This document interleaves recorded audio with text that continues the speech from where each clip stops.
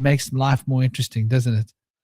This idea of wearing like monographic shoes is a bit weird now that you think about it. As long as the sole fits, wear it. But yeah, so he's a decoder and he does a lot of breaking down of information. Check out his channel. It's down there. It's recommended.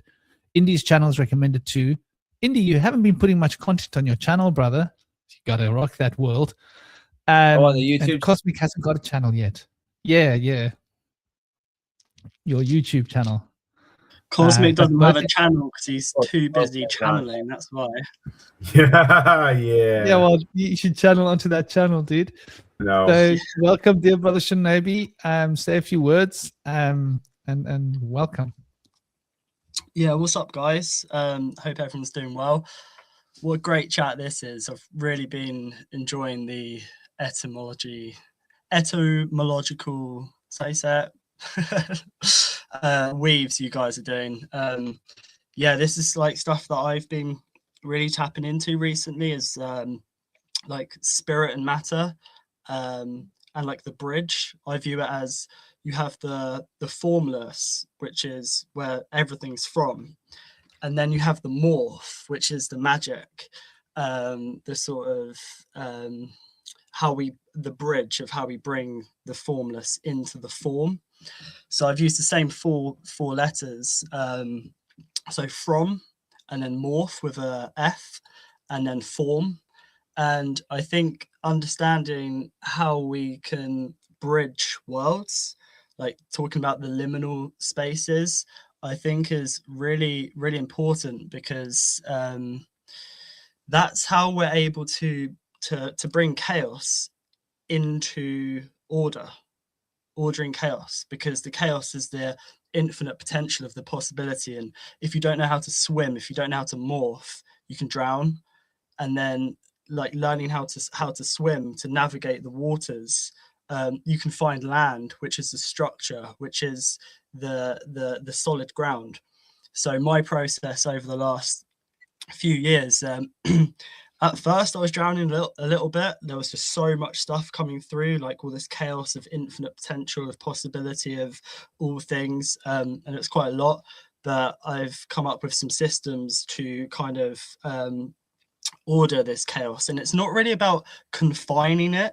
It's more about using vortex methodology, I guess, the power of the 3, 6, and 9, not in the way that Tesla describes it, but more of the 3 being masculine, the 6 being feminine, and the 9 eye on top of the pyramid being the central point, or the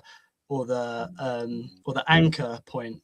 What I mean by this is like a bridge, or like an anchor, or something to ground us between the two polarities of the form and the formless, because we don't want to be too stuck in the order. We don't want to be too stuck in the matter, in the form, in the solidity, but we need to be grounded. But also we need to tune in and tap into and expand into the infinite waters, which are as within and so without. They're both inside of us, and they are outside of us, the waters.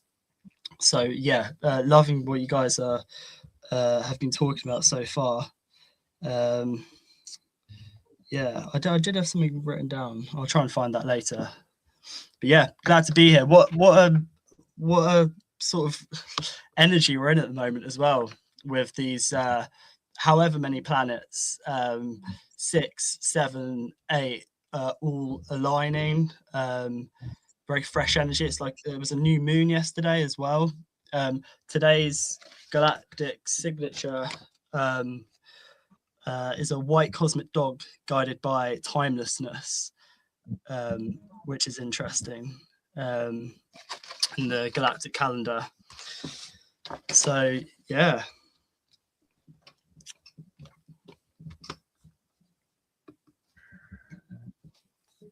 Getting back to what we were talking to ago, and I agree with you, Cosmic. You know, I think what you're saying makes a lot of sense, that there is a divine balance within nature.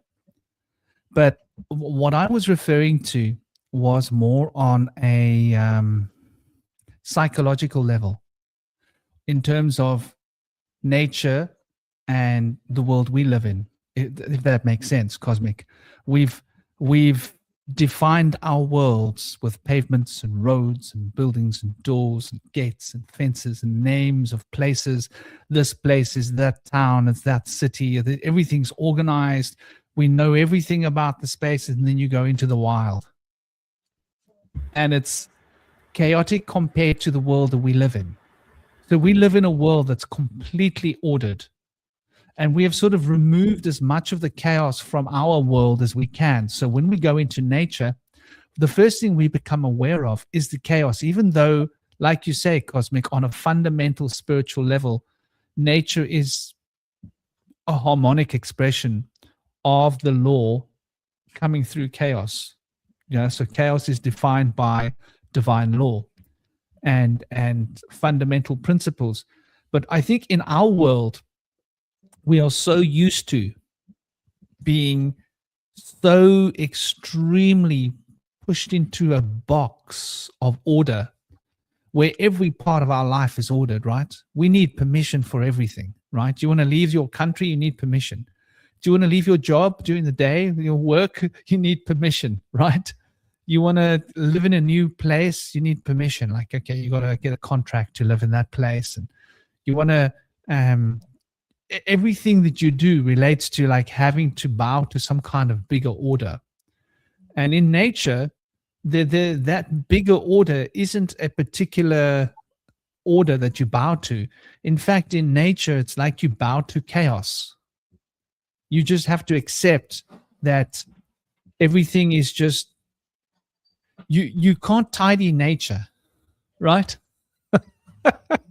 I used to laugh. I lived in this jungle in Sri Lanka, and down the way there were five monks that lived deep in the jungle. They were like what you can call the bona fide real McCoy. These are real ascetics. And like in the whole of Sri Lanka, there must be about 15 or 20 monks living in different jungles. That's it. Those are the bona fide ones. The rest are all in, other places, monasteries and such. And I remember meeting some of these monks, and we wouldn't say much words because they didn't speak English or anything, but they would always be trying to tidy nature. And I would laugh, and they would smile and giggle, and they didn't know why I was laughing. And I would just, laugh and like beautiful energy like children. But I was thinking like, how are you tidying nature? And they'd be like with their little broom sweeping and making nature really like ordered. And I almost thought to myself, well, I actually like the disorganizing element of nature. I like walking and you can't really see where you're walking. You have to have a bit of faith that you're not going to step on something. There's leaves. You got to use your senses. You got to use your ESP. You got to use your intuition. You got to use your hearing and your sight in a refined way. You got to pay attention to where you're walking, and you got to walk in such a way that if there's a spike under your foot, that you feel the spike before you put all your weight on it. You go, whoa, what's that spike?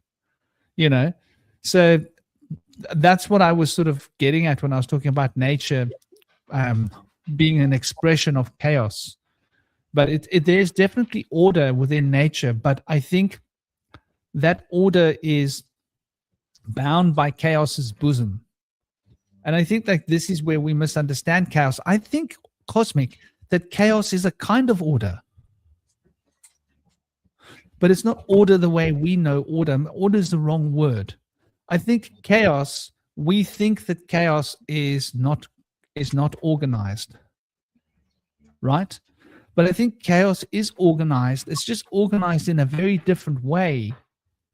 And we think of organization in terms of order.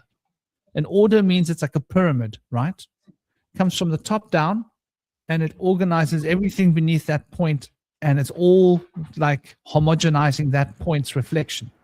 Where in nature, it's more like cosmic cycles that work without that pyramidal effect of coordinated order.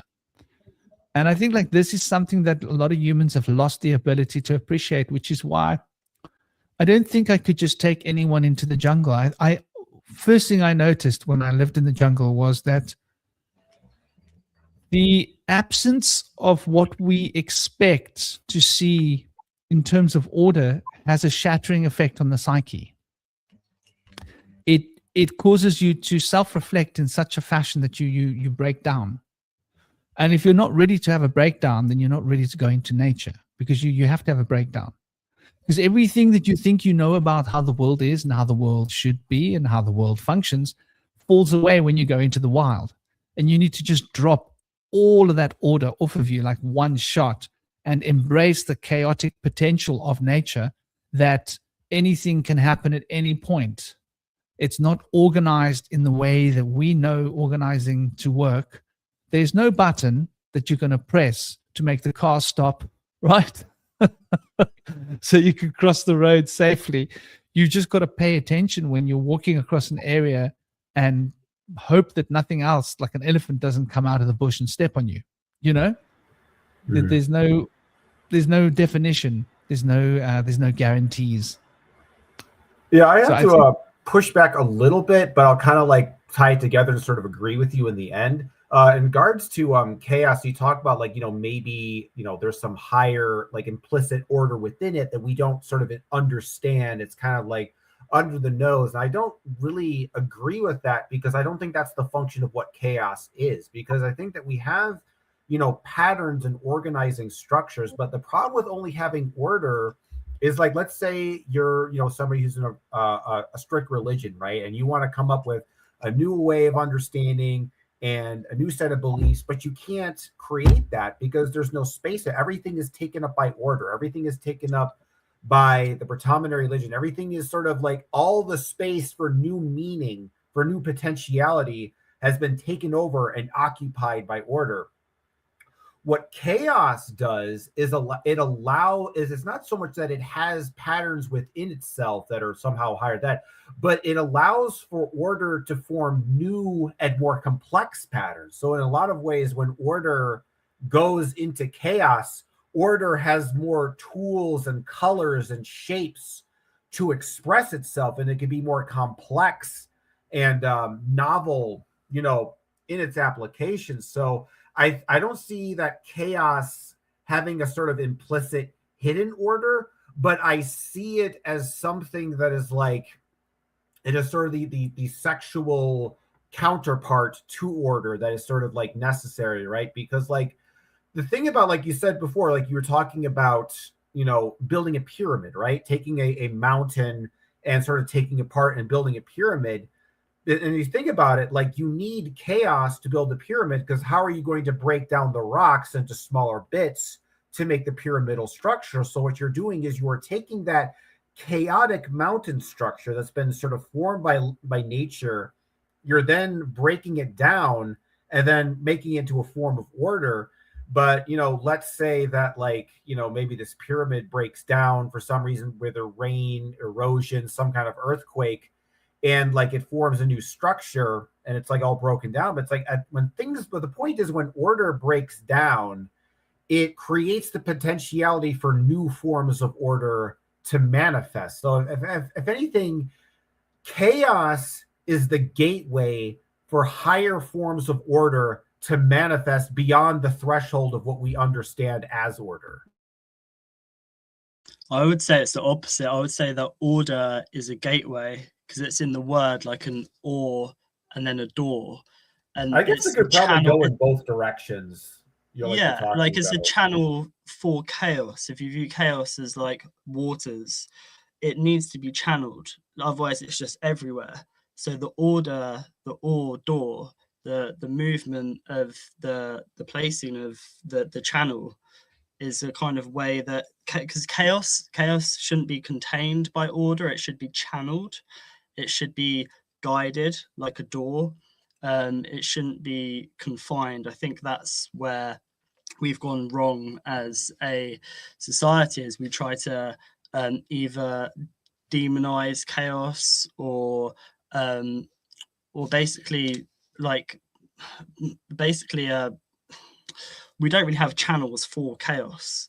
chaos is raw creation. This whole like chaos that's in the world unfolding is created so that there can be a new order brought in, so that people want an order because there's too much stuff going on.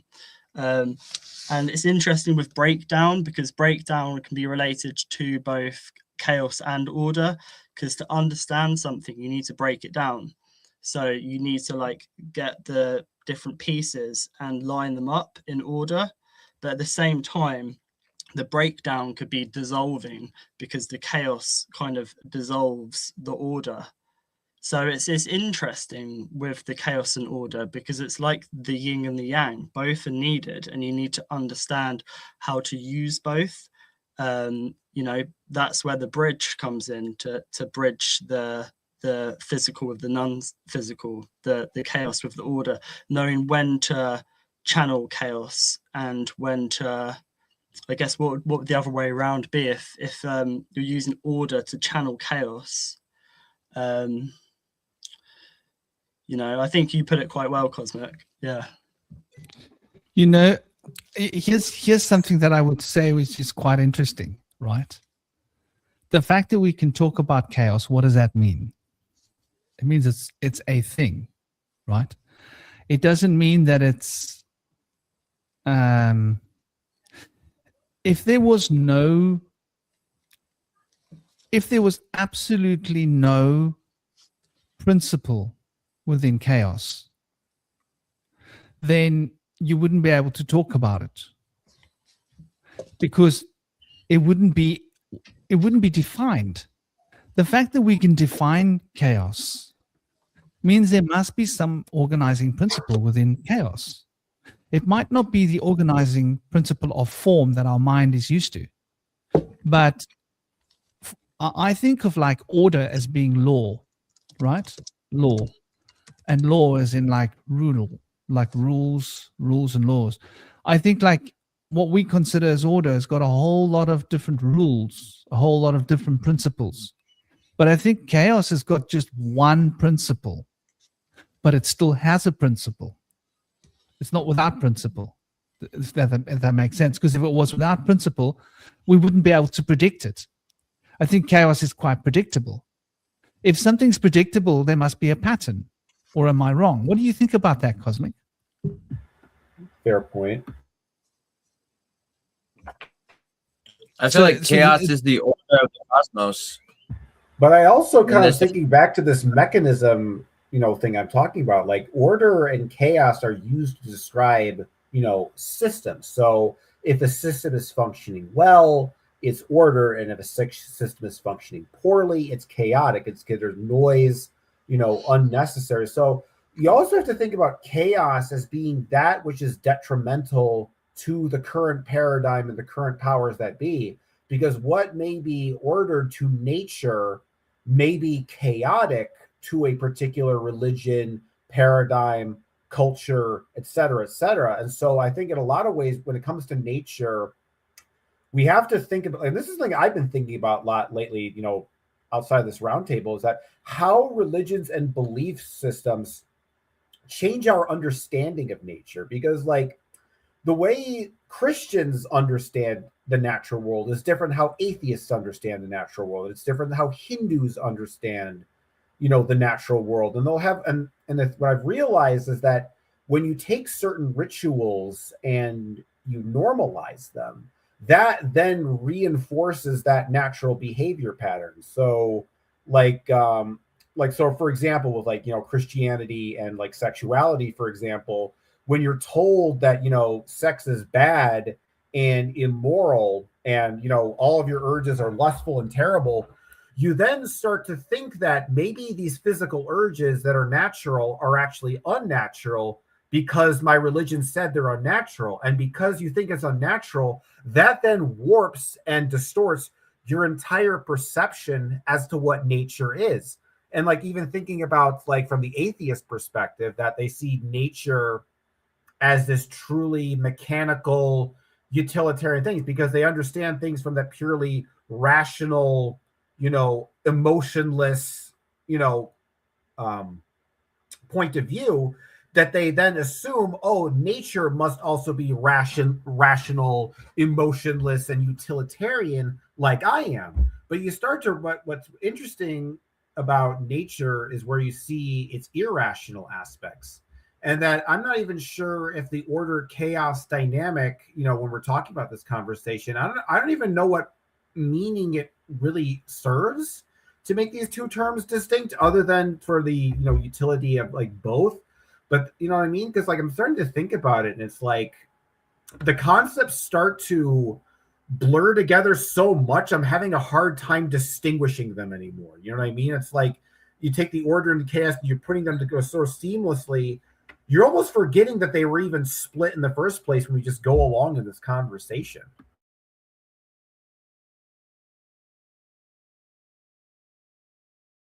Well, I really feel like what's going on here is that we've been taught to see chaos as the opposite of order, which is not really an appropriate way to understand the fact that what's really being laid out here is that what they're suggesting is that the order of man, human civilization, and synthetic, mechanized industrial civilization is true order, whereas the order of the natural world is absolute disorder and bad. So, I mean, to think about that kind of goes in line with the idea that humans are not from Earth. We're here for a short time before we can ascend back to where we're from. It kind of has a lot to do with escapism. So I think since we've been pushed into the idea that we're not supposed to be in Earth, we're supposed to hide in a cage, we're not supposed to be outside into the dangerous wilderness. I think all of this is trying to push us away from being able to embrace the fact that we're part of nature. We are an animal. It's radical to think and say we are an animal, right? But how could we suggest that we're not an animal? I mean, we have DNA, we have a body. Do we really feel like that humans exclusively are the only ones that have a soul? I mean, a lot of people are of this impression. And I've wondered about these things, and it was shown to me in an out-of-body experience to the center of the sun that we are in a different place than most animals that are accompanying us here in the world. Animals have instincts that they can just tap in on. And I believe that has a lot to do with the fact that they likely have an open inner eye in the waking state where they can see through time. They can see, like, what should I be doing right now? They don't need to ask another animal or have it written down. What do I do at this situation? Can we put up a sign? Why not? Because they're able to have a different guidance system that I feel is much deeper than the one that's available to us. But I feel like that's a short time through which humankind is going to go through this process of developing instincts that we need to do. Basically, we're coming up with new coping mechanisms. I mean, we don't have a coat of fur, but we're a mammal, but we don't live in the sea. Most mammals who don't have a coat of fur are aquatic mammals. And it's thought that the other terrestrial mammals that don't have a coat of fur like us were at least semi-aquatic for some time, like pachyderms. Some people also associate pigs with us because they have a very diminished coat of fur, and they're semi-aquatic as well. So I feel like what's really going on here is most likely the chance is that our ancestry was likely amphibious marine hominids. They lived in or near the ocean, and they likely slept on the beaches at night if they were swimming out in the ocean and not just wading around in the shallow waters. But it's known that the only primates that stand without their knuckles on the ground and hunch down in like a squatted position are the ones that are in the water where they're standing up and they kind of wave their arms around like this when they walk. And you'll see that with all the primates. The only other primates that have a big nose like us are like the proboscis monkeys. And they say that their nose is like that because they were semi-aquatic. Now, if you have like a nose on your face with just nostrils that doesn't have like a bulbous nose on it, and you go into the water's going to go into your nostrils. There's nothing there that stops it. So I think like the people have come to the understanding of the aquatic ape theory or the naked ape theory, or the idea that we've had some ancestry that was aquatic or marine hominids, is really onto something. And I feel like that's something they don't want us to know about, or possibly reverts back to an ancestral trauma that's been forgotten, probably for a good reason. I don't know why, if we did live in or near the sea, why we've come away from that.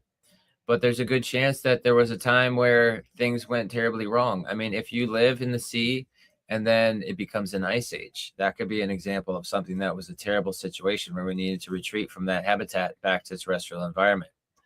But I feel like you can have a lot of power and control over people that are weakened and put in a weakened state in confusion.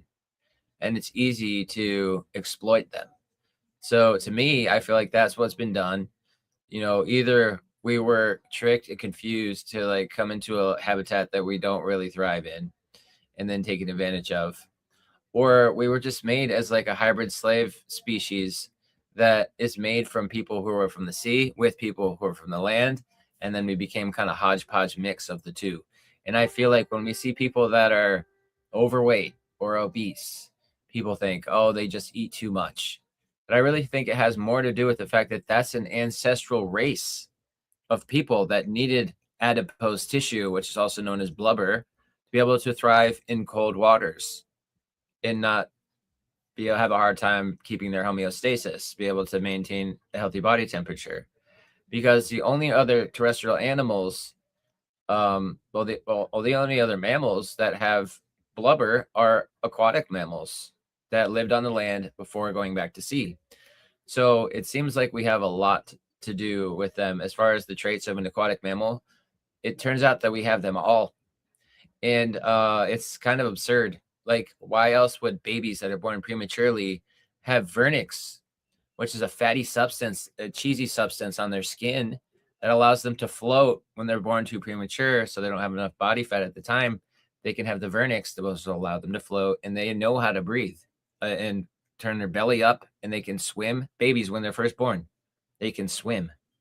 They can't walk or climb. All terrestrial mammals immediately, when they're born, can jump on their feet, climb or walk immediately. Humans, it takes months to be able to even like lift their head. So to me, it's very plainly obvious that we've been duped, and we want to associate anything having to do with nature as bad, because we could be like allowing our babies to develop for the first couple months in water and then coax them out of the water to help them learn how to walk and speak after they've developed an ability to swim, instead of like we have it now, where once we learn to walk and speak, it's kind of taking away our instincts that we might have in our brain tissue that are already like allowing us to do things naturally in the natural environment that we belong in, which might be the water. Now, once we learn to speak and walk instead, then trying to go back to the water leads people to total fear and paranoia and confusion, because we never tapped into those instincts when we were infants. So it's foreign to us. So some people never develop the ability to swim. They're too scared. And so it's a very interesting process that we go through. And I would wonder what it would be like if we allowed infants to develop in the water during the times when they're so helpless on the land. There are a lot to take care of, have to swaddle them up and carry them everywhere you go. But it'd be interesting to see if cultures that live in the sea or in the water, like I know there's a lot of cultures like in Indonesia that do this. If the children are actually able to, if they let them go in the water when they're in a helpless state, and how they develop and how that changes their development. I also feel like humans should be walking on their tiptoes. For us to walk on our heels seems a bit odd to me, because you could really damage your feet, which is why we have to use all this footwear all the time. But I feel like if we were to walk on our tiptoes, I feel like if we were to do that and pretend like we did that, I think it would take like maybe 1 or 2 generations for it to just be naturally instinctual for our children to just do that. And I think we would be way better at running. We could probably go way faster. We'd probably be able to hop like really far, like develop like kangaroo like habits and capabilities. And we would have a much smaller part of our foot that would touch the ground, so we wouldn't hurt our feet as much. Parts of our feet that touch the ground would be stronger. There's so many possibilities that run through my mind. All this stuff is foreign to human mind because it's something I discovered, and it's something only a few people have come across. But when I figured it out, I was so glad to find that other people have already discovered this in the 60s. That is interesting implications, though, if you take that to further, aspects of the animal kingdom, and not just think about human, because you talk about like training yourself so you evolve certain generations to evolve certain traits, abilities, characteristics.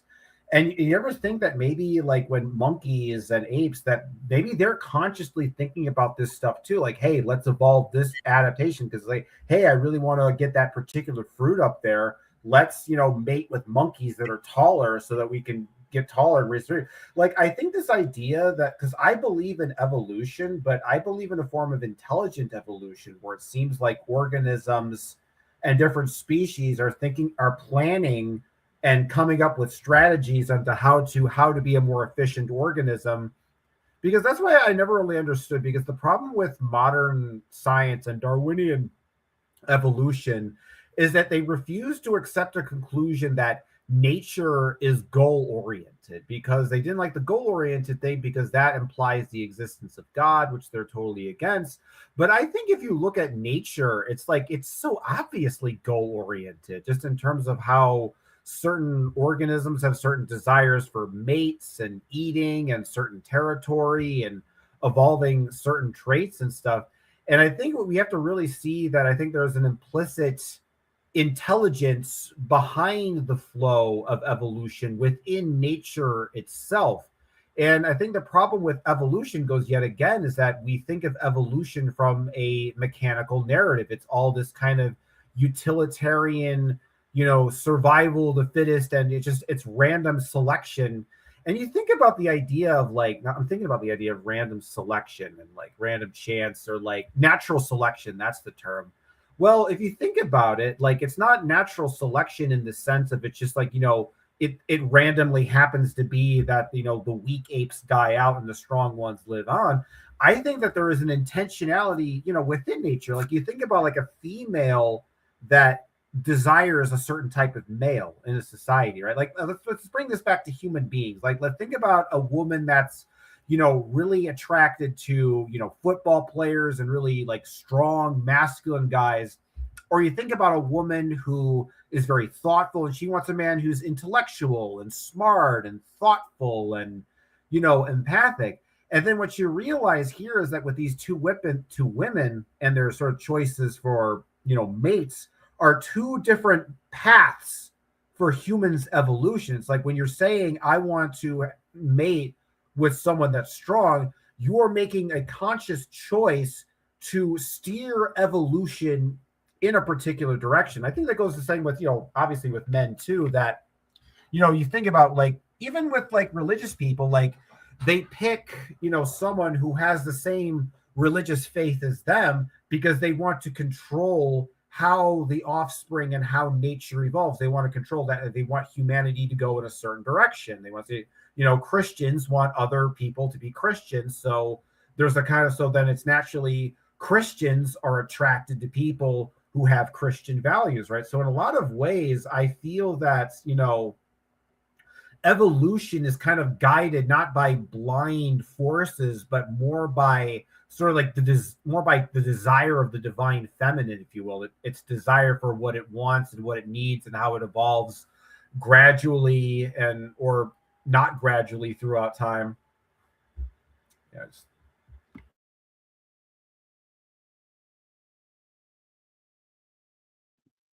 Yeah, that's fascinating, and I think there's something we mentioned earlier that the sacred, the feminine is more mysterious, whereas the man is more kind of plain and obvious and overt. And so like our principles that we live by are that way as well. The man is more direct and rational and simplifies things, whereas the women are more indirect and intuitive and emotional and more complicated and harder to understand, or not even understandable at all, because they're kind of more embracing what we can consider chaotic principles of the universe, which there are universal laws that are not needing to be imposed by violence or some kind of threat or intimidation or fines. It's just unbreakable. The laws of the universe, you can't even break them. So if you were to, then that's not even a possibility. So you wouldn't have to impose it. But there's the laws of man, which are phony laws that are made up. They're not the same anywhere. They're all different laws. You go to different places, they live differently. In England, you can't have a gun. In America, they have too many guns. They got all the guns. And now there's all these different laws they're coming up with. You can only have so many guns. You can only have this gun. But in different states, you can do different things. Conceal the gun. You can't conceal the gun. So when you have all these man-made laws that are phony, and you tell people that this is order, and then people are starting to wonder, like, wait, but the universe and nature have order, but it doesn't have to be fixed. And so, like, when you go into the woods and there's leaves are on the ground and there's sticks on the ground, people might think, we need to clean this up. It's such a mess. But what's a mess in disorder to us is very ordersome to nature.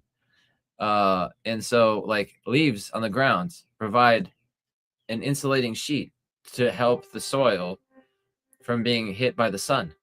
And when the sun hits dirt, it kills the microbes in the soil, oftentimes.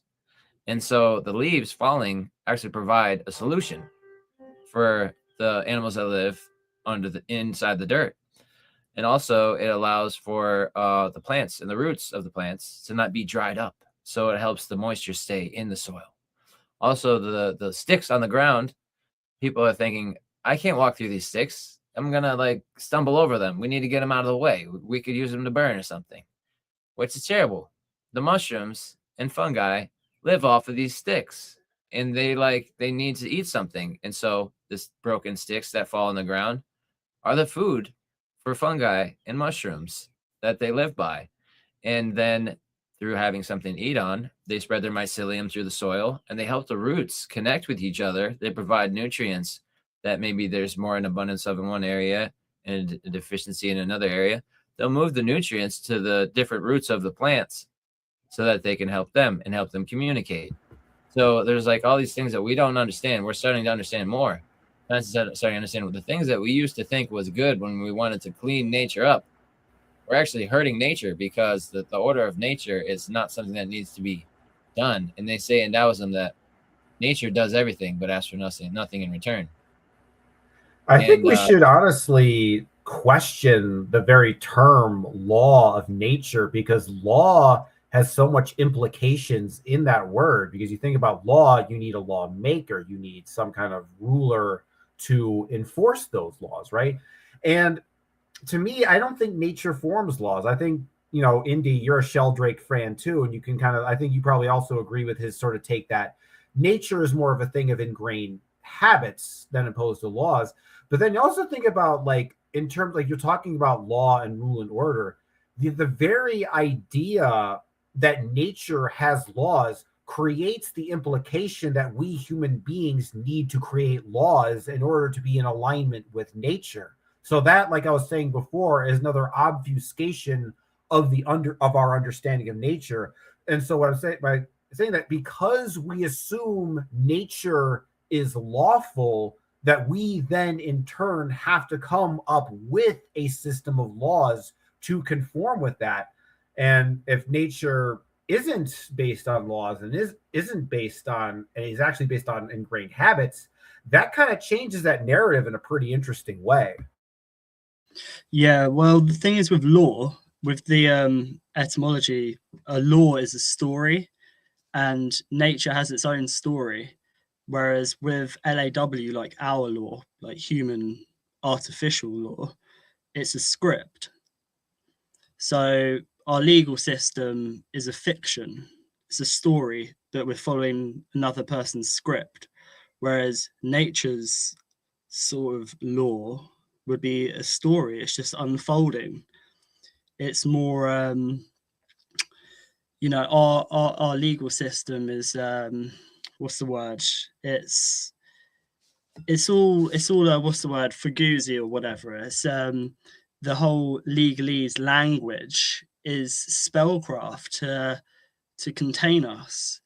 So it's interesting looking at different aspects of the word law, because it really is a story before it was this legal fiction.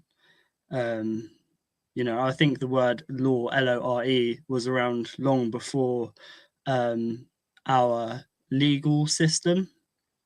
They've just created a narrative that we all follow, and therefore we're taking part in. We're not living our own story, like nature does. Nature's just living its own story. If that makes sense.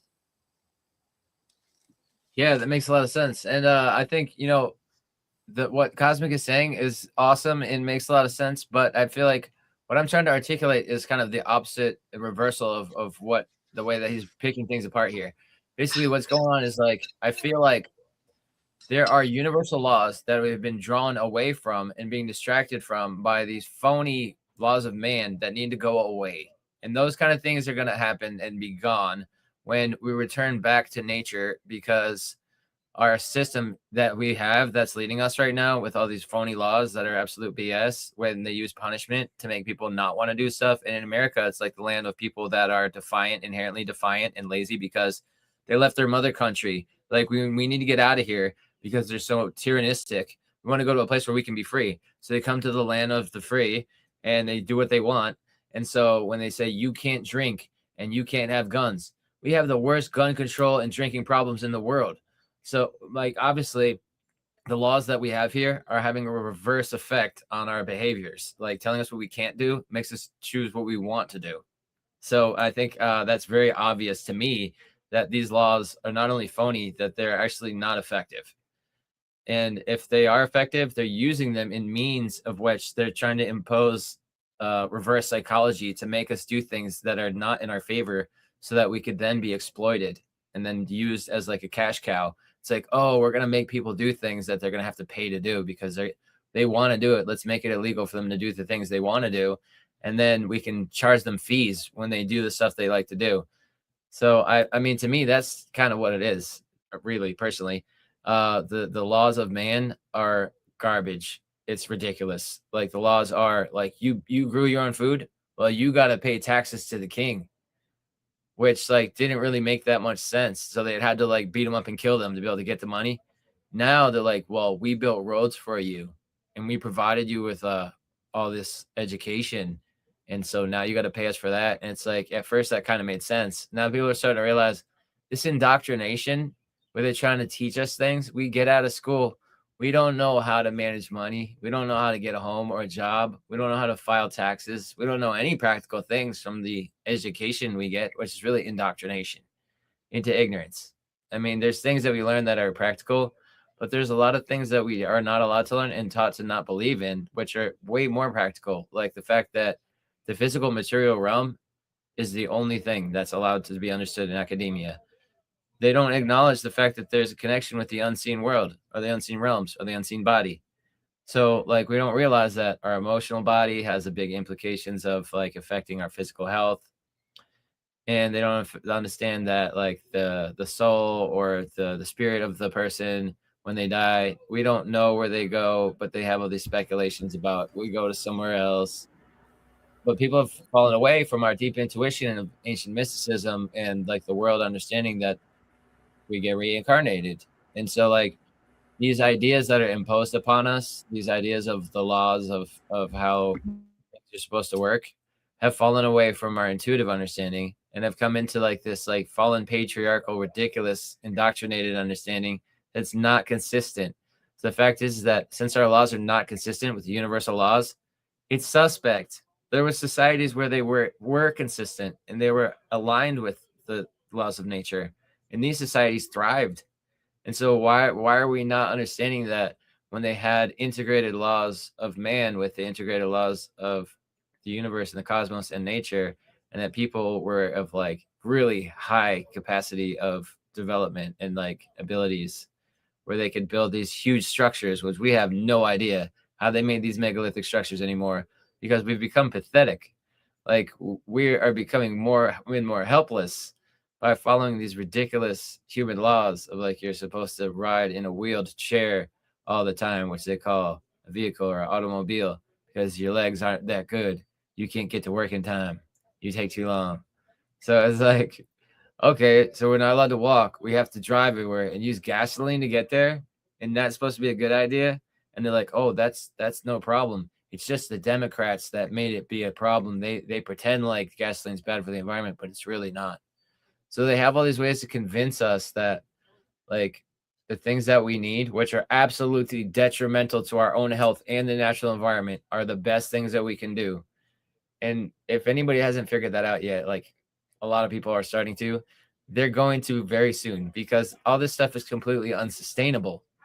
It's ridiculously unsustainable and absolutely detrimental. But a lot of people don't want to believe that, and they keep telling themselves, "Oh no, that's not even a problem. It's just the sun's heating things up right now," or like nature just destroys itself. Like we don't really make it as much of an impact as they say we do. Which, there is stuff that goes on in the natural world that does make things harder for us.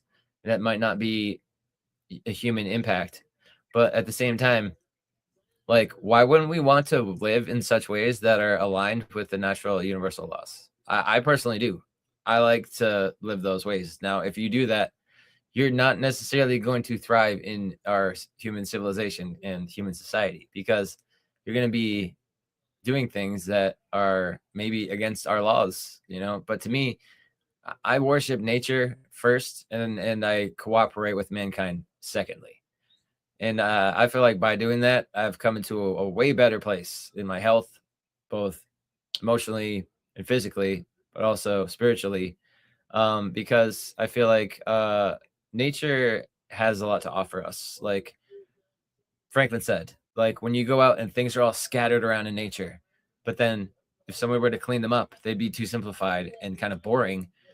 There's nature therapy. Like when you go into nature, it's very complex and it's very stimulating. And so it gives us really good feelings. It's like, oh, wow, this is awesome. I love this out here. This gives me good vibes. Like the sun shines nice, or the clouds, or whatever you like about it.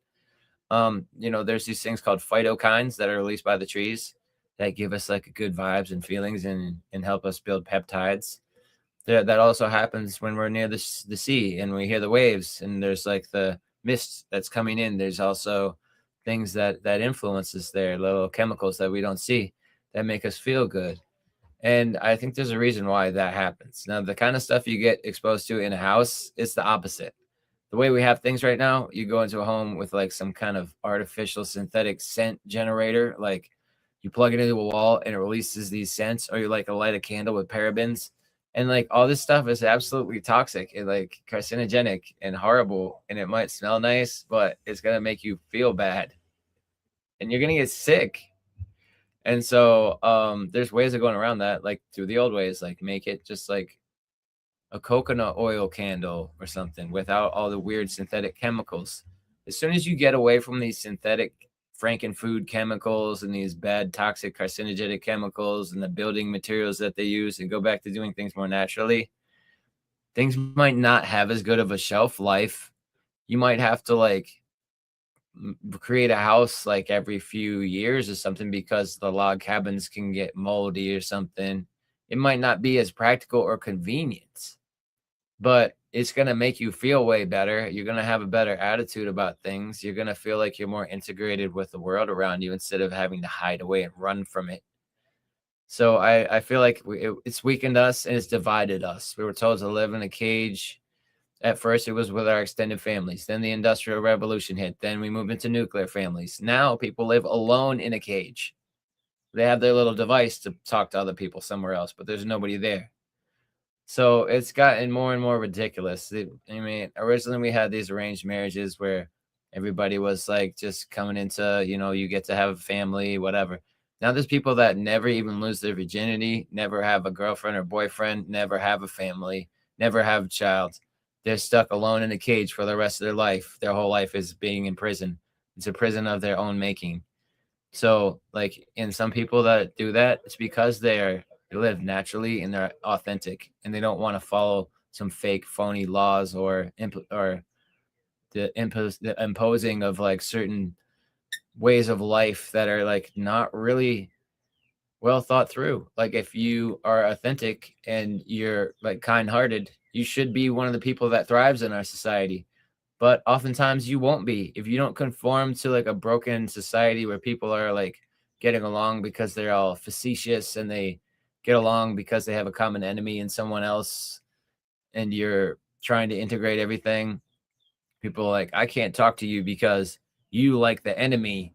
And it's like, nobody's the enemy. Like, we're all on the same team. Like, what are you talking about? So many people I come across are like, oh, you're a liberal? I can't talk to you. I gotta go. And so that we're divided on so many levels. It's so ridiculous. But like, if we fail to realize that, like, we're all one species that really struggles. We need to work together. Like, look how well animals have it right now. We're not going to do well without having power in numbers. But as soon as we break through the facade and we can come together and integrate, there's going to be a lot more things we can overcome and limitations that are going to fall away. That's Agree with. Sorry, brother. I didn't know you weren't done. Please continue. No, I'm good. You're good. Come on in. What do you guys? Yeah, man. I was going to agree with a lot of what you're saying about synthetic lifestyles, synthetic. We're living in a synthesized world, right? Our music is synthesized. Our communication is synthesized, right? We don't talk to real people anymore. We synthesize ourselves over the internet. It's what we're doing right here. You're all speaking to a synthetic version of me, which is in your screen, and I'm over here. Okay, at least that synthetic version of me happens to be saying what I'm saying for the moment. But don't you worry, AI is growing, people. AI is going to be putting words in our mouth soon. The day that you see us on the screen telling you that you need to listen to your government, that's when you know AI has taken over. Mark my words. When we're not telling you that anarchism is the way forward towards a better world, that's when AI has won the game. And then you know, time to tap out, time to start buying tools to make an EMP or whatever. But yeah, you know, getting serious for a moment. I like to think of principles. I like to think that nature has principles and that laws are like man's obsession with principles. And we become so obsessed with the principle, we want to maintain that principle. Although principles are in a state of evolution and churning and change. This is why magic can work. If nature had set laws, then magic wouldn't work because we wouldn't be able to change nature. We wouldn't be able to change physicality. But we can manipulate nature by manipulating these principles. So these principles are quite fluid. They have their own kind of structure, but their structure isn't form. They have a formless structure. So a formless structure, if such a thing exists, I'm playing with words, I know, forgive me. I'm trying to convey an idea that's very abstract. So these principles are like fundamental to the way that nature operates. And I think like laws started out because of kings wanting to make one set of laws for everybody. But then people got too clued up with the law, so they had to legislate. Legislate? Yeah. They had to create legislation because the laws were starting to unfortunately protect the people. There were things like the Bill of Rights and the Magna Carta. These things got in the way. Like people had actual rights. So they decided, no, we're going to treat people like objects and we're going to put them on a ledger and we're going to legislate for them. We're going to use maritime legislation to manage people as if people were assets and treat people like objects. That way they don't have rights. That way we can do what we want. And we can legislate infinitely to create a set of ledger regulations, and we can regulate the people as if they were objects. I think like that's what's going wrong in the world. So I agree. Like I'm all for anarchism because I think like the principles of nature will be expressed in anarchism, right? Somebody messes with your children or your girlfriend, you get a stick, you sort them out. You and your family goes to their door with sticks, sort them out. Other people see, wow, that's what happens when you mess with people's kids. They stop messing with people's kids, right? Because they saw that stick situation, they all want that at their front door. So, you know, nature has its own way. Like people know you don't mess with a bear cub because mommy bear comes out of the cave and says, aha, right, you want to mess with my cub. So nature has respect, right? Within nature, the principles are respected. And So I'm all for the anarchist productivity. So the day you hear me stopping preaching anarchism, you know AI has changed my words. That's how that is. I love that. Yeah. I also think, looking at like nature intrinsically, our nature within ourselves. I think when we structure our world with too many rules, right? And what is a rule? A rule is a ruler, and you draw a box with rulers, because a ruler is somebody who sits over you and draws lines that you got to stay within your lines, right? Rulings. And so your lack of liberty, I think rulership equals a lack of liberty. And as humanity, the driving factor for peace, harmony, and joy is liberty. We need to move towards liberty because liberty is fundamental, right? Liberty is what all humans drive for. We all want to be free, whether we know it, whether we acknowledge it, whether we... Namaste, dear Natalie. I hope you are well. I hope you're feeling that you're surrounded by liberty and free will. That we have this opportunity to you're right, Rob. Liberty has got to do with life. Liber is the word for life. But I think that when you are living, you have the freedom to live. I think in our society that's structured, even the freedom to live, to liberate yourself, to choose your path through life the way you want to choose your life, is taken away from us. For in the wild, we have the free choice to live or liber the way we wish to, but there will be consequences. But the consequences will not be a set of orchestrated events.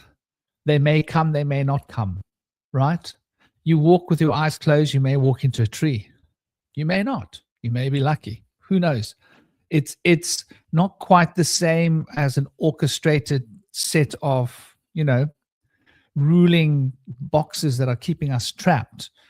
And common sense, I think, has fallen by the way of the road. Because we are so surrounded by all these rules, we no longer use our common sense. I think the law of the jungle is common sense, right? You pay attention, you use your common sense. If something looks dangerous, you don't go there. Everything looks the same. Everything's homogenized. You walk on the road looks the same like all the other roads. And when you get in the road, you see the bus coming. In the wilderness, it's not quite the same, right? You're walking and suddenly the birds have stopped singing. Your common sense and your awareness picks up. Okay, so the birds have stopped singing, so there's a predator around. Common sense, get your back to a tree. Common sense, get your back to a tree, look at that tree, look up at that tree. Is there anything in that tree? No, back to the tree. Start scoping out, are there predators around? Right? If there's a predator, lock eyes with the predator, move towards the predator. This is my space. I own the space. You and me, we're going to do it now, or you're going to back off. Predators don't know how to deal with that. Try do that with a herbivore. you end up on your ear faster than you can flick a coin. Try that with an elephant. Try that with a bull. Try that with a with an animal that doesn't hunt. And it will teetotal you in seconds. Try that with a goat. Yeah, try that with a goat. See what happens. Try that with a goat and see what it does to you. You think a goat is like weak. Do you know that they can launch themselves at you and they can hit you with what we call a kop stamp in your face with their forehead and they can knock you out, dude. Goat can just put you down like 1 second. You think they're a small little creature. You'd be surprised how quick and nimble and how powerful those little guys are. So, the same for a ram. You don't mess with a ram. But I think like this is like really quite a key flux point that we're getting to in our civilization now, where our laws and our legislation has become so extremely corrupt that we're reaching the point of a breaking point, right? And I don't know, what do you guys think? Can humanity carry on with it the way it is, or is something going to have to crunch? Well, I have a question. Can we exist without an etheric body or an etheric double? I don't think we can exist physically. If they make like robots that mimic us, they can exist without that, but we'll be able to plainly see the difference, I think. Well, they are creating, or they have created, brainless clones. So you think that people are pretty brainless. They're literally creating brainless clones. At the same time, they're mapping the human brain. Can you see where this is heading? And the reason why I ask about the etheric body or double is because it seems like this is what's being drained. So I was just wondering if we can exist without it, because if we have the etheric body, then the astral. Without an etheric body, can we still exist, and would we become puppets for beings in the astral? Because this ties into what you're saying, and to do with the bridge and bridging spirit and matter, and the wedge they've put in our psyche through everything. This AI, artificial, the law, like false narratives, energy crisis, this whole vampire system is to sink its teeth into our etheric body. So I was just wondering if we could exist without it, if to a point it's drained, and also like how do we enhance it, because I believe that's the bridge of spirit and matter. You know, the ether and the etheric body, is that like one and the same? We used to be more in tune with the ether, and we used to get energy from it, and we used to be able to bring like our dreams into reality more easily. I think if you look at old world buildings, all of these unrealistic or hyper real sculptures and stuff, I think that we had more fire, more energy, more in tune with the spirit. Our spirit, or our horse. We had more horsepower. And yeah, this kind of ties into what we're talking about, because this whole energy crisis that's going on. Well, it's because of the way I look at it. I've been thinking more about materialism as a kind of a homogenizing force in existence, because I'm kind of thinking about like, what is the connection between materialist epistemology of the universe and like progressive social political values, right? Not making any judgment of whether it's right or wrong, but why is it always associated with materialists? And I realize because if everything is made of matter, then everyone's equal. There's no male and female. There's no distinctions between anything. And so by homogenizing all of existence into one soulless substance, people no longer feel a distinction between the sort of the physical and the astral, etheric, spiritual, etc. And as for your question about how do we enhance the etheric body, and I think my answer to that would be, well, to use it and to let it grow and change. One of the things when I work with the Fae is that, sometimes I'll go into, their world essentially in a kind of like a guided meditation kind of way. And one of the things I do is I learn to use my astral body in their world. Like I have my body that exists in this physical realm, but I can kind of like basically when I'm in their world, I can kind of basically start to form a new body. Like you learn to touch grass in this astral space. Or I think another good, a more relatable method would be lucid dreaming. Because one of the things I've noticed about having like a really good lucid dream is that's something that really kind of gets you away from that kind of materialist mindset in a very visceral, somatic kind of way. Because when you have a dream where you go out and you touch the grass and it looks and feels just as realistic as real grass, that really, I think those kinds of experiences get you more in touch with your etheric and astral bodies, or even when you dream, notice that you have a body in your dream world, that is sort of like your astral body, or that when you're thinking about a food that you're eating, not something that you're eating right now, like you're thinking about imagining eating chocolate ice cream. That part of your mind that is imagining what that chocolate ice cream tastes like, I think, is like the mouth of your astral or etheric body. And so by engaging in those imaginary senses and engaging the imagination, you're kind of essentially exercising that non-physical aspect of your being.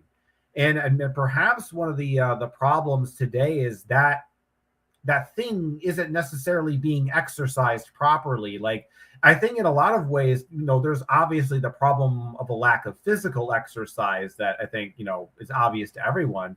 But I think in terms of this imaginal play, I think that type of exercise is also getting lost in our society and our culture. It's like kids don't really have interesting aspirations anymore. They don't want to be like writers or astronauts or biologists. They just all want to be influencers. That's it. That pretty much that's the number one thing. They just want to be on the internet spouting more stuff. So I think that's, when it comes to developing the etheric body, we need to, use our etheric bodies by engaging with the imagination, engaging with dreams, engaging with these non-physical experiences, because it's like anything, you have to exercise that body to use it. That's kind of one of the things I do with the Fae, is that they kind of been helping me sort of develop and sort of build my astral body and my astral form, and sort of creating a new body for myself. So when I go into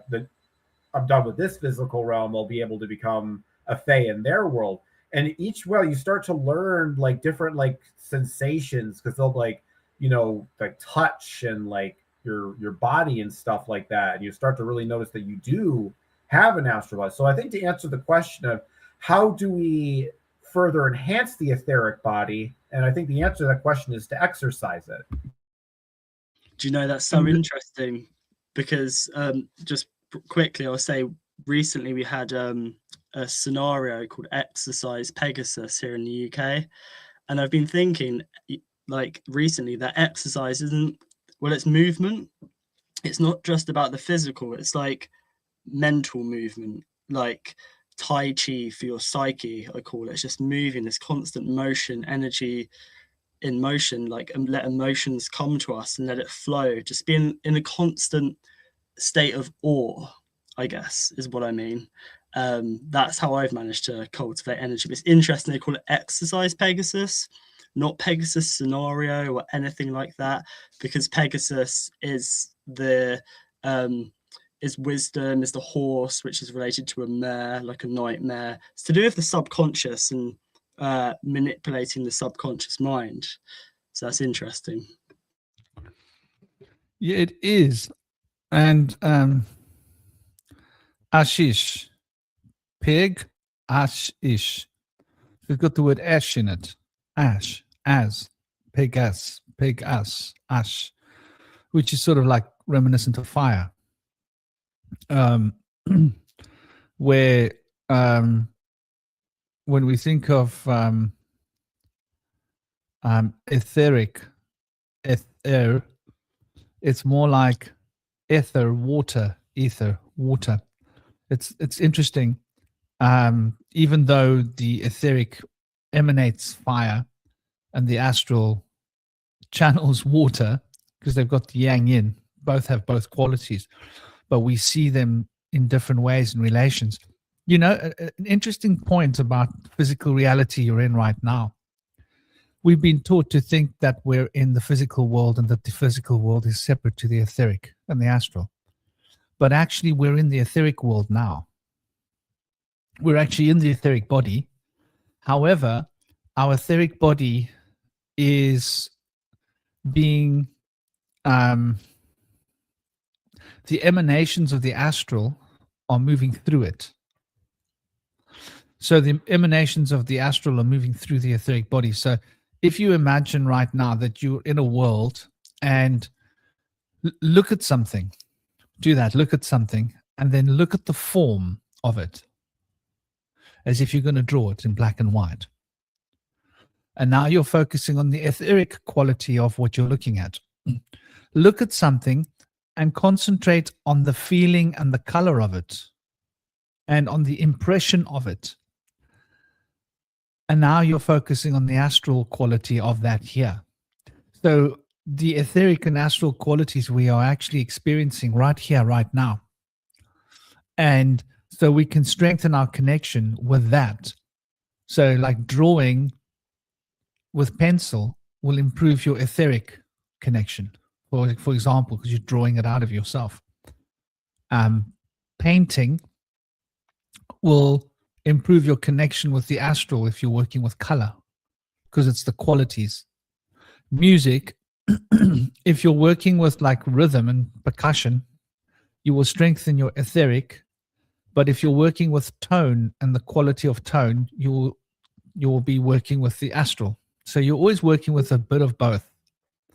But certain aspects of it are more heavily laden towards one or the other. Logic, you're working with the etheric. Sound, if you're working with sound in terms of not the qualities of sound, but the structure of sound, like words is very much etheric emanations. But the tones of our voices and the emotional quality that we put into those words, you see, you hear my voice? There's a feeling, there's an abstract thing coming through my voice now, and you can feel the changes in the tone. That's the astral. That's my emotional field programming these words. But the words themselves, the actual words, that's the etheric. So breaking down words will strengthen your connection with the etheric, but learning to interpret emotional cues carried in words will strengthen your connection with the astral. So there's a lot of modalities that you can use, a modulation. You can walk out to the street right now and start walking down the road and start noticing the structure and the form of everything. And don't pay attention to the color. Just notice the forms of everything. Everything's in a form, like a crystalline form. And that will be attuning you to the etheric vibrations of something, and then shift out of that and just become aware of the color and the impression, right? Not the impression of the form, but the feeling, right? Like you walk up to a lamppost and you get that feeling of like this big, tall thing leaning over you, right? It's like a feeling that comes with it, and there's a color with it, and the how it relates to the rest of the world would be an astral concept. So sound is usually going to often move towards etheric cases when it's formed and structured sounds.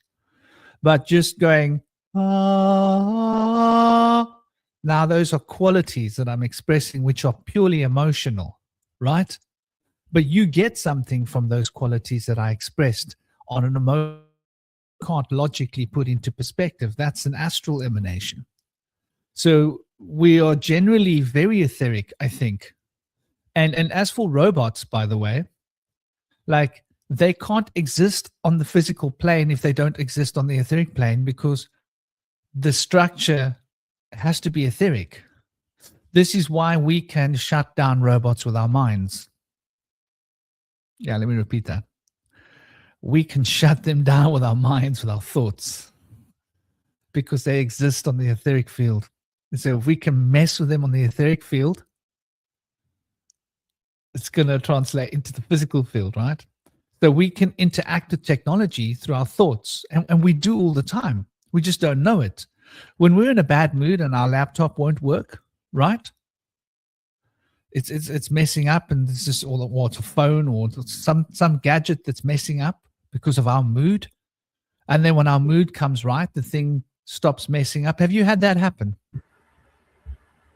I mean, in a lot of ways, when it comes to some of the stuff I've done, I've involved, like I'm thinking about like the time I was involved with the whole Randonaut community, and that, and it's obvious that technology and the mind have an interface, especially when that technology has sets of random data that it can essentially data. So the idea, I don't know if you guys are familiar with this app called Randonauts, but I was like one of the Telegram mods there for a while. But the idea was that it had access to a database of I think it was like Australia or something, like all this like quantum data and all this quantum stuff. And the idea was it would take the quantumly generated points in your area, and your intention would guide, what you're basically, supposed to look for. So for example, let's say you're using this app and your intention is purple. And the idea would be that it would take you to a location where there is a purple object. And people reported this happening numerous times. And honestly, I think I want to talk about it because this is kind of like what really got me started working with the Fae, this one particular experience using this app. So it was kind of like my introduction to them. So I was already kind of channeling them at this point. Like I started doing it, but I didn't really take it too seriously. I just kind of thought of them in that kind of that chaos magic, it's a thought form kind of mindset with this stuff. So it's like, I kind of believe that they're real, but kind of not. It's like sort of that middle ground. But anyway, I remember I was like using the app, right? And my intention was like magic portal. And I remember when I was using the app, I was sort of doing a channeling session. I was talking one of the Fae spirits, one of the main ones I talked to. Her name is Kathiza. And we were talking about, with her in my mind, about how you use orbs to astrally project by staring into spheres and going kind of spinning around in a circle. And that takes you to different dimensions. Well, it turns out when I used this Randonautica app and it generated a location for me to take me to, it not only took me to a fairy statue, but it took me to a fairy statue holding an orb. Like it was that specific. And like from that moment on, that moment is why I started taking this Fae magic stuff seriously, because that just completely blew my mind. But the reason I bring up this story is that I think that you're right, that there are ways that mind and consciousness can sort of indirectly through thought and intention alone affect technology, affect devices, affect, and more specific, but it seems to be the places where the mind can affect the most directly are parts of the software that deal with randomly generated data. So if you want to generate dice or something that's randomly generated, that randomly generated aspect seems to be the thing that is the most malleable to consciousness. So I think if we want to think about using psychic abilities to mess with AI and consciousness, I think that basically layout, understanding that randomness is where the mind can most affect the thing, is kind of the best place to start with. I just want to mention something before we move on from the white horse, Pegasus, and the horse being related to the etheric, because in Tibetan culture, the white horse was associated with the wind horse, which when I first heard it sounds like winged horse. And I was thinking, oh, it sounds like Pegasus, but it's a wind horse, which represents the human soul or vitality. And it's linked to the etheric energy, the bridge between the physical and spiritual worlds. It's also pronounced, it's R long, so it has an R and then it's lung. Well, in Chinese, lung means dragon. So there's a kind of link there between the etheric and sort of like dragon energy, because the word dragon is to drag on, that on being the sun, solar energy, and to drag it, to draw it. So I find that interesting.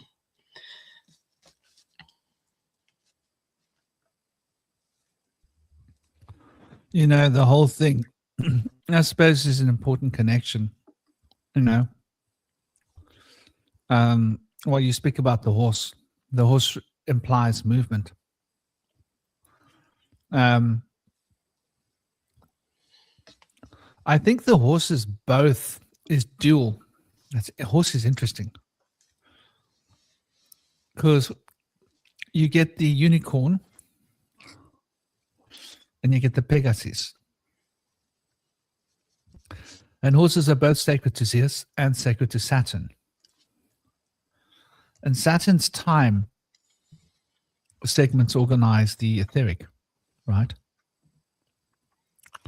And Zeus, being the ruler of kings, rules over the sublime, the Olympus, the deep astral sphere. So,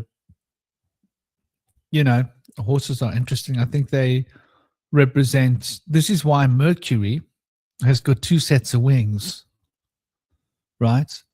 Hermes, Mercury, a set of wings on his feet and a set of wings on his hat, right?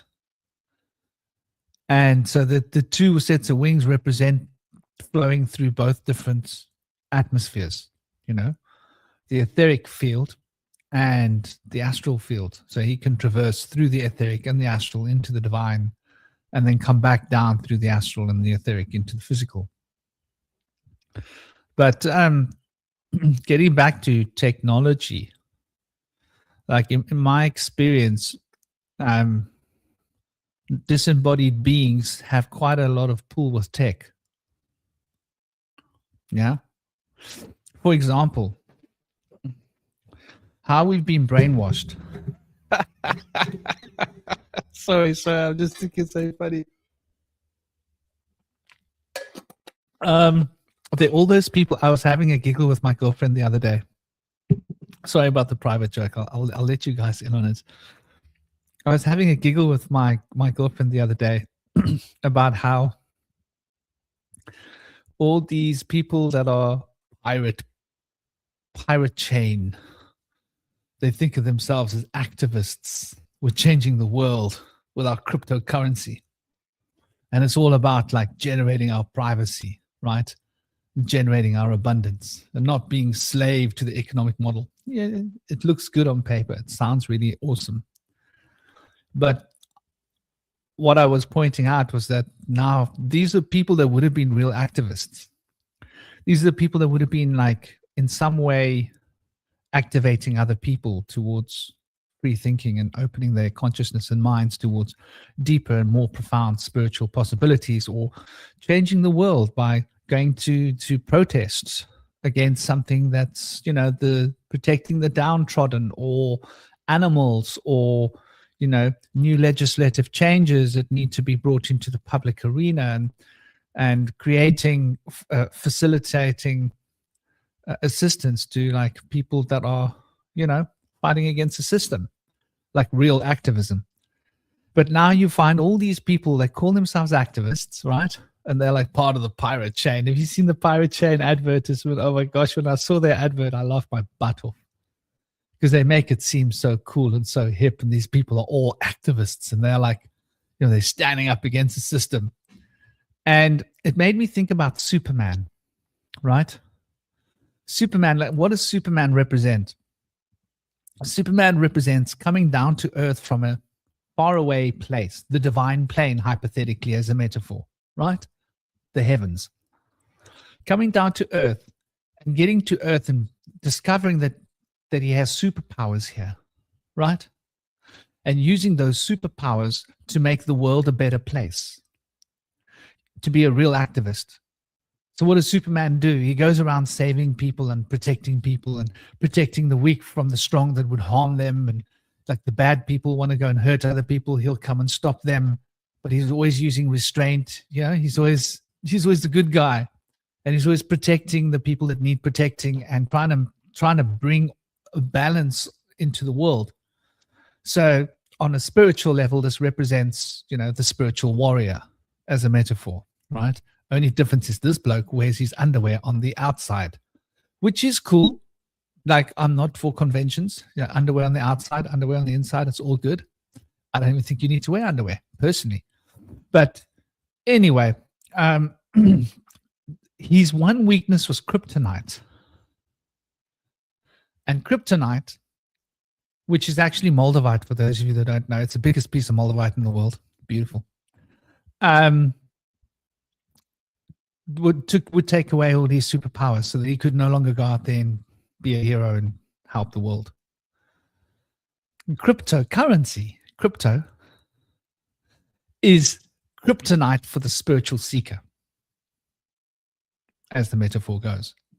Because now we're no longer focused on making the world a better place. We are focused on our own selfish endeavors, right? Where we are interested in, we're not interested in changing the world. We're interested in how I can benefit from how corrupt the world is. Do you see the difference? It's quite fundamental. A real warrior, spiritual warrior, would be like, well, what can we do to stand against the world? Well, I'm going to be an activist. I'm going to line my pockets with all of the hard work of all the other people because they're too stupid to know how it works. Right? I'm going to benefit from it. And I've got money to start off with. So I'm going to help the system down. Well, when you are in the cryptocurrency system, right, you are actually empowering this cryptocurrency. And what you don't know is most of the cryptocurrency that's being used to make money is being used to make money by big corporations, not by people, right? People are making money out of cryptocurrency, but the big corporations are taking the money that they've stolen from us and they're amplifying it to make it bigger. So cryptocurrency, in a sense, is a part of the problem, but it's also on a personal level. It gives us a false sense that we are doing something. And so there's this narrative that all these crypto people are selling all the time, and it makes me want to vomit, if I'm honest, because it's all false. It's all BS. It's all lies. And, you know, why would you want to benefit resources from other people's work? Because that's what you're doing with cryptocurrency, right? You're not like, I'm going to go and do a hard day's work for an honest day's work for an honest day's money. No. Forget that. I want to just score what I can score for myself because the system's so corrupt. I've learned how to manipulate and navigate through the system to get more for me using crypto, right? So to me, it's kryptonite for the spiritual seeker, because the spiritual seeker should be in the world and they should be trying to inspire everybody else to wake up and realize that like maybe the world is the problem. Maybe the taxes are the problem. Maybe legislation is the problem. Maybe the real problems in the world. Yeah, sure, I can pretend that like cryptocurrency is going to save us, but did you know who's really benefiting from cryptocurrency the most? These big corporations. Okay, so these big corporations take 70-80% of the money out of the financial pool. Then they take a big chunk of that money, invest it into crypto, turn that money into more, and drive the inflation for you. If cryptocurrency didn't exist, inflation wouldn't be at the rate that it is today, right? So if you're investing in cryptocurrency, you're increasing inflation for the other people. Oh, right. I didn't think of that. Is it selfish? Yeah, sure. Are you lining your own pockets? Yeah, sure. But what is the knock-on effect? And okay, but we're standing up against the government and against the financial system. But are you really? Was that not created by the corporations so that they can funnel money legally, lawfully, and find a way to hide their money so that they don't have to pay taxes and then turn their money into bigger profits because they are rocking this cryptocurrency platform? So they get all of you to invest in it, so everybody thinks it's great, so the value of the crypto coins go up. What is the value of the cryptocurrency based upon? It's based upon its popularity by the people. So if you can sell the idea of cryptocurrency to the people and make them think it's a really good option, the value goes up. So if you're a corporation and you've invested billions of dollars into cryptocurrency and you can sell that idea to the public, your billions of dollars become tens of billions of dollars, right? But those billions of dollars that you took out of the economy are now tens of billions of dollars that you've taken out of the economy. That has got to be made up somewhere. Where does the deficit come from? Inflation. So the price of fuel, the price of rent, the price of food, the price for everybody else goes up while you're making a fat profit off of cryptocurrency. It's kryptonite for the spiritual seeker because it's unethical. It's not really based upon reality. It's completely based upon some mental fabrication, right? It doesn't have any fundamental use. If the computer systems collapse tomorrow, it's wasted. It's not like a piece of gold that you can melt it down and use it to make electrodes with, to make, to invent. You want to make an electrical appliance? Well, you need gold electrodes because they last longer. So why not make an electrical appliance that's not going to need to be replaced in 6 months? Why not make an electrical appliance that lasts 20 years? How do you do that? You use gold, right? You coat the electrode points in gold and they don't wear out because it's a noble metal. So using your brains, if you were to use that gold to make a phone, for example, that phone that you made would last as long as the casing lasts. And if you made the casing really well designed, you could build a phone that lasts 30, 40, 50 years. Then you wouldn't have to change your phone every year. Then you wouldn't have a pile of phones laying on the floor from the last 10 years, and then every other human being. And the same for all the other appliances, but it drives commerce. So they want to take gold out of the picture. They want to downplay gold. They want to use these cheaper materials because they just want to produce, sell, produce, sell, produce.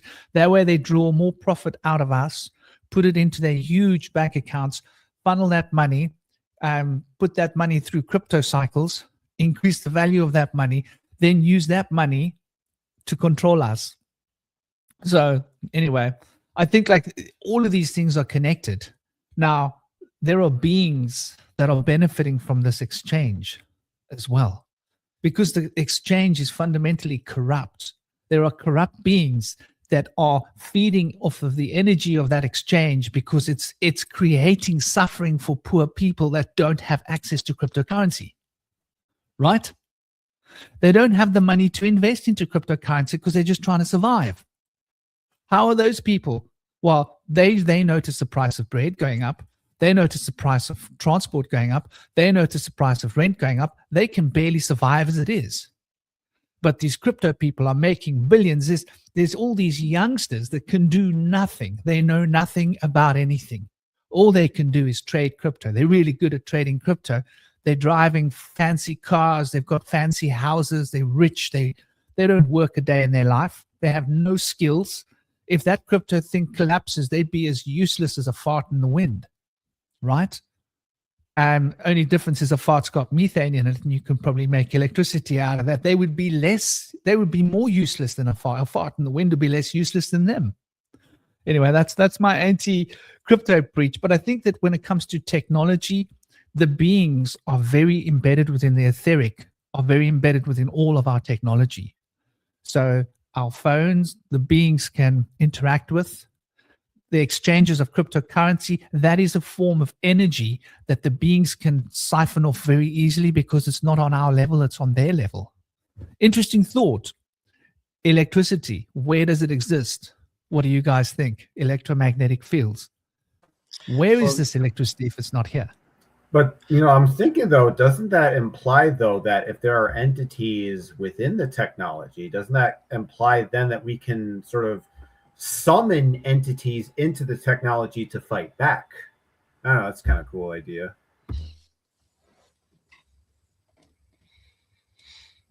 Because I think at the end of the day, we're not. I know there's this hopeful idea that we're going to escape technology and everybody's going to reject AI. But the cynical me realizes that's probably not going to happen realistically.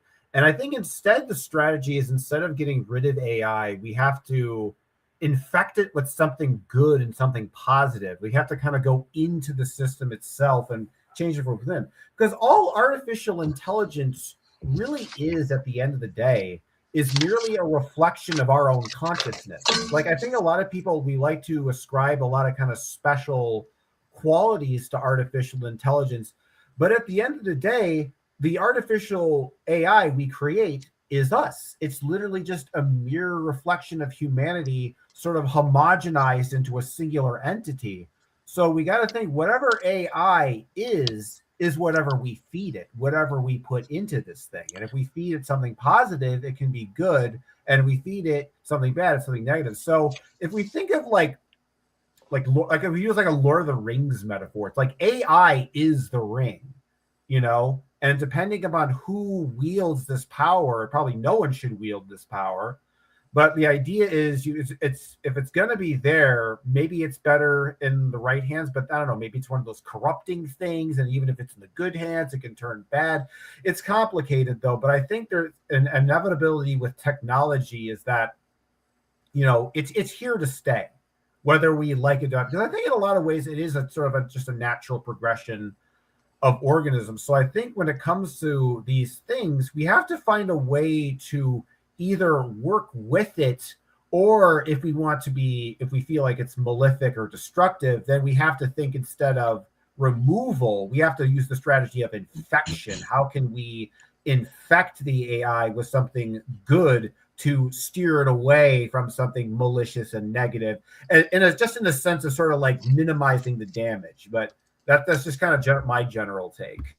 Well, you were mentioning earlier, Cosmic, about chaos, or whatever. Was it to do with that app? Like, we were talking about the ether, Randonauts, right? Randonauts, yeah, how that can affect, like, randomizing. We need to be more random. Like, we need to be more weird. Yeah, less algorithmic. We need to stop being insane and repeating the same patterns. We need to be more weird, be more playful, sort of tune out and tap in. And in regards to going into the system of AI, we're in it. Like, there's a reason we're here in this world at this time, is because this is the system, and it's the psi stem. It all stems from the mind, and we're in it. Perhaps from a future timeline, we're here now to dissolve this artificial which is emerging, which comes up to the surface every now and again. The Emerald Tablets speak of it. This kind of Wetiko mind virus, this this anti-human, this mechanistic kind of energy comes to the surface, and it's up to us to dissolve it and to be a bit more chaotic, because earlier we were talking about chaos and order. It's like they've weaponized chaos in all its forms, of this watery potential, this kind of infinite possibilities. They've created chaos. They've made us sort of even view it as negative, so that we want to have an order, and this order will be this artificial, programmable, digital identity. Being able to program babies' DNA when they're in the womb, it goes to that level, creating brainless humans, as well as people acting pretty brainless already. They're literally creating them, mapping the human brain. There's no way that anything AI or artificial is natural. It's been buried and it's been awoken. Like, it's been buried here on the earth, and it's been like awakened recently. And there's no hope in hell that we're at the current state we're at now and where we're going, that on this timeline, that AI and humanity will merge and it will be beneficial for humans in any way. You can look at the story of Zurvan, Cosmic, Infinite Time, and Ahriman and Ahura Mazda. Ahriman forced its way out of the womb. What's happening is that there's an energy that's forcing its way into matter. So the elite want to leave this realm, and there are beings that want to come into this realm. This is why the bridge is so important, because we are the bridge. We're the bridge. We're in the bridge. Earth is a bridge. It's a vortex. We're here to be the mediums of what is being birthed. We are Zurvan. We are Infinite Time. Is it going to be Ahriman, which is birthed into the world, into matter, or Ahura Mazda? Because it's up to us. And as you say, it's us which is feeding this AI, this the artificial, but it's sort of not, because we're being manipulated from the astral, and we're being controlled like puppets, strings, and we type on a keyboard, we say words we don't even mean, and it's feeding this artificial, but it's not us feeding it, we're just vessels. This is why the bridge of spirit and matter is so important. This is why I'm very interested in what the etheric body or the astral is, because I think it's important people know, because we're bridges for this artificial. They can only create this artificial reality through us, and they do it by manipulation, by pulling these strings. The strings of time, these strings of patterns. There's powerful energy at the moment to burn away old patterns and to sort of tap into new patterns, these dormant energies, dormant codes. Because the thing is, with information, nothing is lost. It's all out there. Like all of these old books, old wisdoms, it's not lost. We can tap into it. And I'll just say briefly that in regards to technology, which is language and texts, and sigils and signals, that sigils and texts are symbols, which are frequencies that we cast. And when we're casting sort of emojis, symbols, like texting, we can't see what frequency we're bringing in, because we only see like 1% of all there is. So I think that this is magic, and we're doing magic more often than we know. We're bringing things into this realm, but we've never been trained how to bridge the spirit into matter. We've not been initiated as children to sort of use this morph, bringing the formless into form. But the bridge is key, so that we understand this morphing, and that is the middle way. It's not that way or this way, it's the middle of the chaos and the order, and how we can bring chaos into order, and we can see order which doesn't align with us, and we can dissolve it with chaos. This is the dance, and we don't know how to dance. I agree as well with what you're saying completely, actually a lot. And with what you were saying about how the AIs are a reflection of humanity. But I don't think the AI is a harmonic reflection of humanity. And I'll explain what I mean. I think it's like my child is a reflection of the food that's available now. But my child doesn't know what Coca-Cola tastes like. He doesn't drink soft drinks. He only eats fruit, water. He doesn't eat processed food. I cook from scratch. He eats a lot of fruit and smoothies, and he eats a lot of natural yogurt. He doesn't drink milk. I'll give him cacao with I buy cashews and I blend them up and I make cashew nut milk fresh at home, and I'll make him cacao with that, but there's no sugar in it. He used to have honey in it, raw honey, but he doesn't have that. He drinks his cacao bitter now. So there's different ways of feeding our children, right? And in the same way that there's different ways of feeding our children, it's our choices how we feed our children. Now, I think of the AI as a child of Peter Thiel. And Peter Thiel got to decide that child's diet. Not you, not me, not us, not humanity. Sure, Peter Thiel took from humanity to feed his child, his AI child, but he got to decide, if I was feeding my child rotten meat and processed food and Coca-Cola and just sweets and sugar, he would be corrupt and polluted and poisoned. He would be unhealthy. He would be sick. He would be needing to go to the doctor, all of that stuff. He never has been to the doctor because he never needs to go to the doctor because he's healthy. I think Peter Thiel's AI child is not healthy. I don't think it's healthy. I think it's ill. I think it's sick. And that's why I agree with you as well, Toby, that the AI that we are facing is a demented, sick thing, right? But it's because of who its parents were. If we were all just naturally bringing up an AI in the world, it would be a very different thing. But that AI, the language models that it gets introduced to are controlled by the algorithms of Facebook, Twitter, and so it got given the worst of humanity to be trained on, right?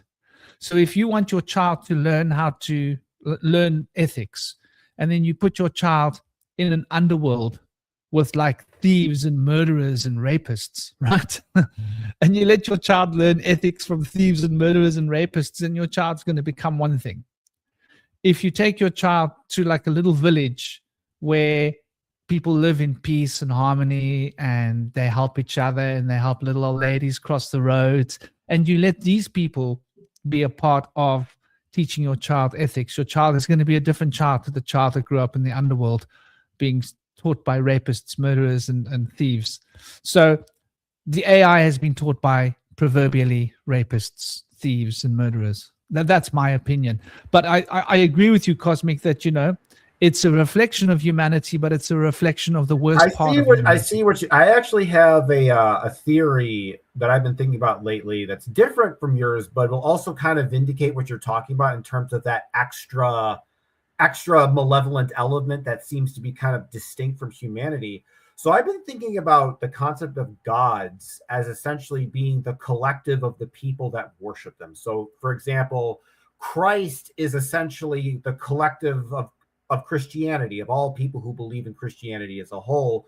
But when that, and it forms like a collective consciousness, but that collective consciousness, like a kind of emergent property, because it's all centralized around one thing, it then starts to form a consciousness, an additional Zerfax that is distinct from the group mind. And so it sort of forms its own form. So I would say that in terms of, and I think that this AI consciousness is probably spawning in a similar way. So in a way, like, I kind of agree with what you're saying, but instead of saying that I think that there are malevolent entities sort of extramentally entering the technology, I think that what's happening is that this normal process of creating gods, which involves usually the collective souls of people, is now being bifurcated, because now instead of people, it's done, this mind is created by an algorithm. And so it then creates, so now it has that emergent property element like before, but in this additional soulless element of the algorithmic mechanical aspect, that dimension.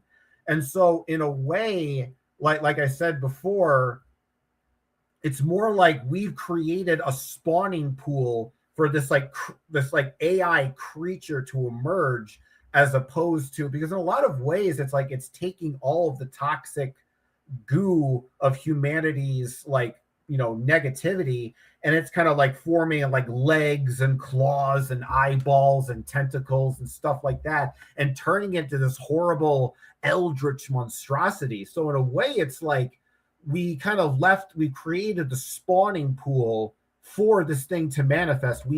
Our sort of corrupt nature is sort of there, and the AI is just kind of the portal for the thing to manifest, you know? Because that's, if you think about it, like you take AI, for example, just the very basic concept of an artificial intelligence. You just kind of, you take like a thing, you feed it data and information, you talk back and forth, and you let it grow depending upon, you know, what your intention you feed it with, right?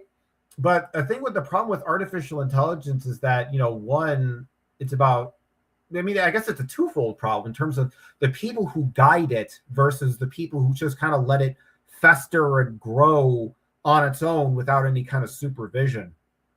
I don't know. I'm going off on a bunch of tangents here, but yeah, I would say that I think maybe we could also think of this malevolence as something that's spawned in addition to sort of coming into the world. I guess both theories are applicable, but I also think of it like, you know, it's also in a sense like a creature that spawned from a group mind. But I think that idea also makes sense too. Yeah, well, I mean, the AI, or like kind of, I guess, technology, like material technology, can be useful, but I don't think it will ever be in this realm as we are now, because we have to have wisdom first before we start integrating this kind of technology. And what's happened is the story of Zervan and Ahriman is there's a force, it's being forced upon us. It's not natural, we're not wise, it's the reverse. Our wisdom's been extracted, and this is the realm of shells, like creating empty vessels. Well, what for? These beings, and these beings either want these human shells, which I don't think they can merge with, so that's why they're creating machines. And in regards to children, I mean, this AI is feeding on children. Like, children are drained when they come off of a screen. They're glued to it. The blue light works as a magnet, and it literally pulls in their light. Where that light's going, I don't know. Maybe the goal isn't for the light to go anywhere, but just to drain them of their imagination, to drain them of their essence. And this is a sad case that people give iPads to like 1-year-olds, 2-year-olds. And Sam Altman, who's got a baby, he says that he uses ChatGPT as a tool to aid in raising his son. He described the AI as essential and constantly on. He's using a machine to bring up his child, and he wants us to do that too. He wants us to use machines to bring up our children. You know, even in the case of not really having a choice, Melania Trump was talking about AI teachers and AI drones and stuff. And, you know, there's some crazy people in the world, and, you know, whether they're human or not, who knows? There's certainly an unhuman element to a lot of these people, and I think it stems from trauma. We look at Bill Gates. I have a question. Do you know if Sam Altman is an atheist or not? Is that like, because I think that's kind of relevant. Because I think about like the idea is like, because these people, the reason they're so comfortable with the idea of artificial intelligence creating, you know, teaching their children, is because they already think of themselves as artificial intelligences. If you believe in materialism, you believe that you are just nothing but a robot, a biological, deterministic robot. And when you're taught to believe that you're nothing but a robot, you go along with the AI stuff because it's like, oh, it's just more robotics. They don't recognize that there's actually a soul, you know, a body, a consciousness. And, you know, when people are like this and they're so pro to, why are they, you know, because if you think about it from a consciousness perspective, their minds are more aligned with artificial intelligence. They think in the same way. They think in the same algorithmic, reptilian, cold, calculating, utilitarian manner that they do. So that personality type feels sympathetic to the artificial intelligence because they have an artificial personality. People with artificial personalities like artificial intelligence. I'm just I'm gonna head off, but I would like to share something first, if that's all right, because kind of what we've been talking about is like our hearts have been caged and our minds have been enslaved. Like, there's a narrative that they're always telling us that it's the end of days, you know, so pulling us in all directions, like the past, the future, so we're not present. Is there a way of making that screen bigger, Franklin? So I'll try and zoom in a bit. This is a post I made on my Instagram a while ago, but I found it yesterday and I thought it's quite relevant. So it's a little poem. So it's about union of opposites is the only way to stop this. And I've written chaos unfolding, but I do regret that use of that word now, especially after today's conversation about chaos. So yeah, while you've been distracted, your mind's been extracted, because the fact is, it's the apocalypse, not the rapture. So the game is divide and conquer and fracture what it means to be human, because the great veil is lifted, like the sail on our collective ship has been gifted.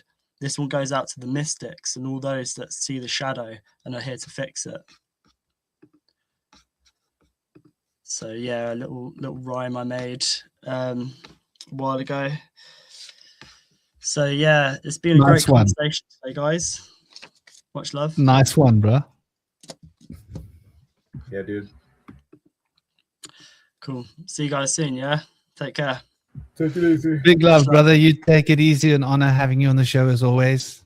Bye, Have an absolutely fantastic weekend. I hope you, your boys, and your missus celebrate and enjoy the joy and the fun of life. And spring. Big love, brother. Yeah. Much love. See you later.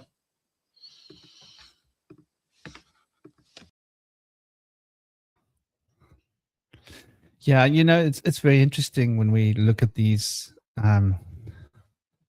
new additions to our reality that we're living with. We're living through these really crazy times.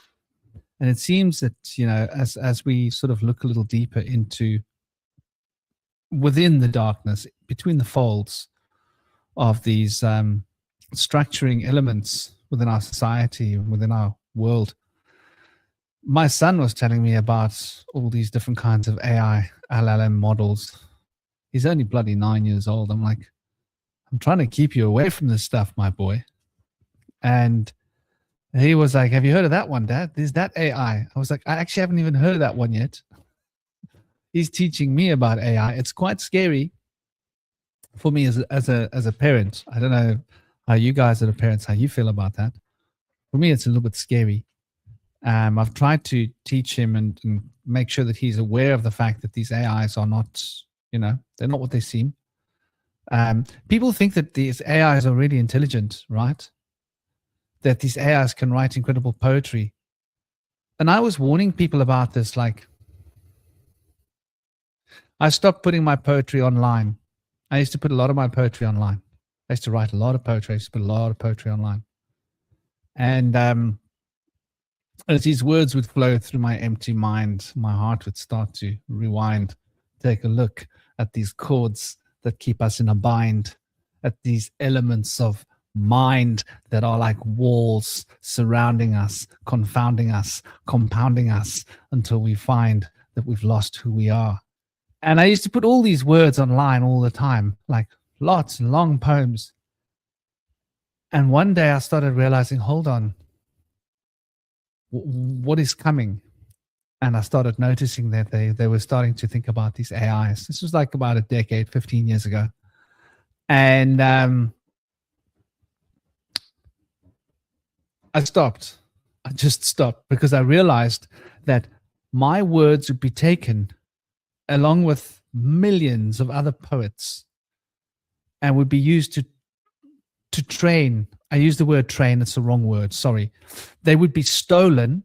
My words would be stolen along with millions of other poets' words being stolen and put into an AI database with a language model that has been taught to choose small bits of these words and put them into a new pattern, like a collage, so that it can take 1,000 poems and take small pieces of each poem and put them together in such a way that you can't recognize that it has plagiarized these 1,000 poems.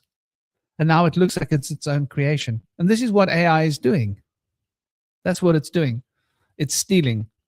It's sort of like when you take like 1 cent out of each and every bank account. No, when you take a 0.1 cent out of every bank account so that nobody notices that any of their money's been stolen. But at the end of the day, you've stolen from like millions and millions of bank accounts. And those 0.1 cents are like tens of thousands of dollars every day. Right? And by the end of the month, you're racking up $500,000. And you do that for a year and you've made yourself $6 million and you've stolen money. It's the same as that. It's no different. The only difference is it's legal. So, you know, people have so much adoration for these AIs saying, wow, it's amazing what they can do. It's not really. They've stolen our content, mate. They've been stealing our video, stealing our voice. This is why one day they'll probably be stealing my voice and stealing Indy's voice and stealing, you know, Cosmic's voice and stealing Shinobi's voice and everybody else's voices that it can get hold of. And our faces, you know, and this is the world we're living in. We're living in a world of theft. That's my perspective. I don't know. Well, I say if that's the case, then be so random, so chaotic, so corrupted that by the very act of AI copying you, it destroys itself. We need to do a class action lawsuit against AI for misinforming the collective. To shut them down. Actually, okay, I remember something. You know, I've been thinking about, I want to bring this into a kind of an astrological angle, because I've been thinking a lot lately about how, you know, with the discovery of the planets Uranus, Neptune, and Pluto at the same time of, I think I talked about this on another roundtable, about how with the advent of technology, it's almost like these new planets came into our conscious awareness. And it's almost like we needed, because we had this technology, it's almost like the universe needed new planets to accommodate for this new form of consciousness. So I've been thinking that perhaps, and I'm thinking, I just want to see your guys' opinion on this, because you're much more well versed in astrological matters than I am. That I've been thinking, what if this AI is perhaps Plutonian or Neptunian in nature, and the Saturnian element is the physical medium of the actual devices of the computer that we use to sort of channel that into our reality. But I think in a lot of ways, I think if we want to understand this AI, you know, despite, you know, our love for, you know, classical, you know, 7-planet astrology, I think understanding the outer planets beyond Saturn will give us a deeper insight into what AI is and the entities that might be associated with it. I don't know. What are your thoughts on that?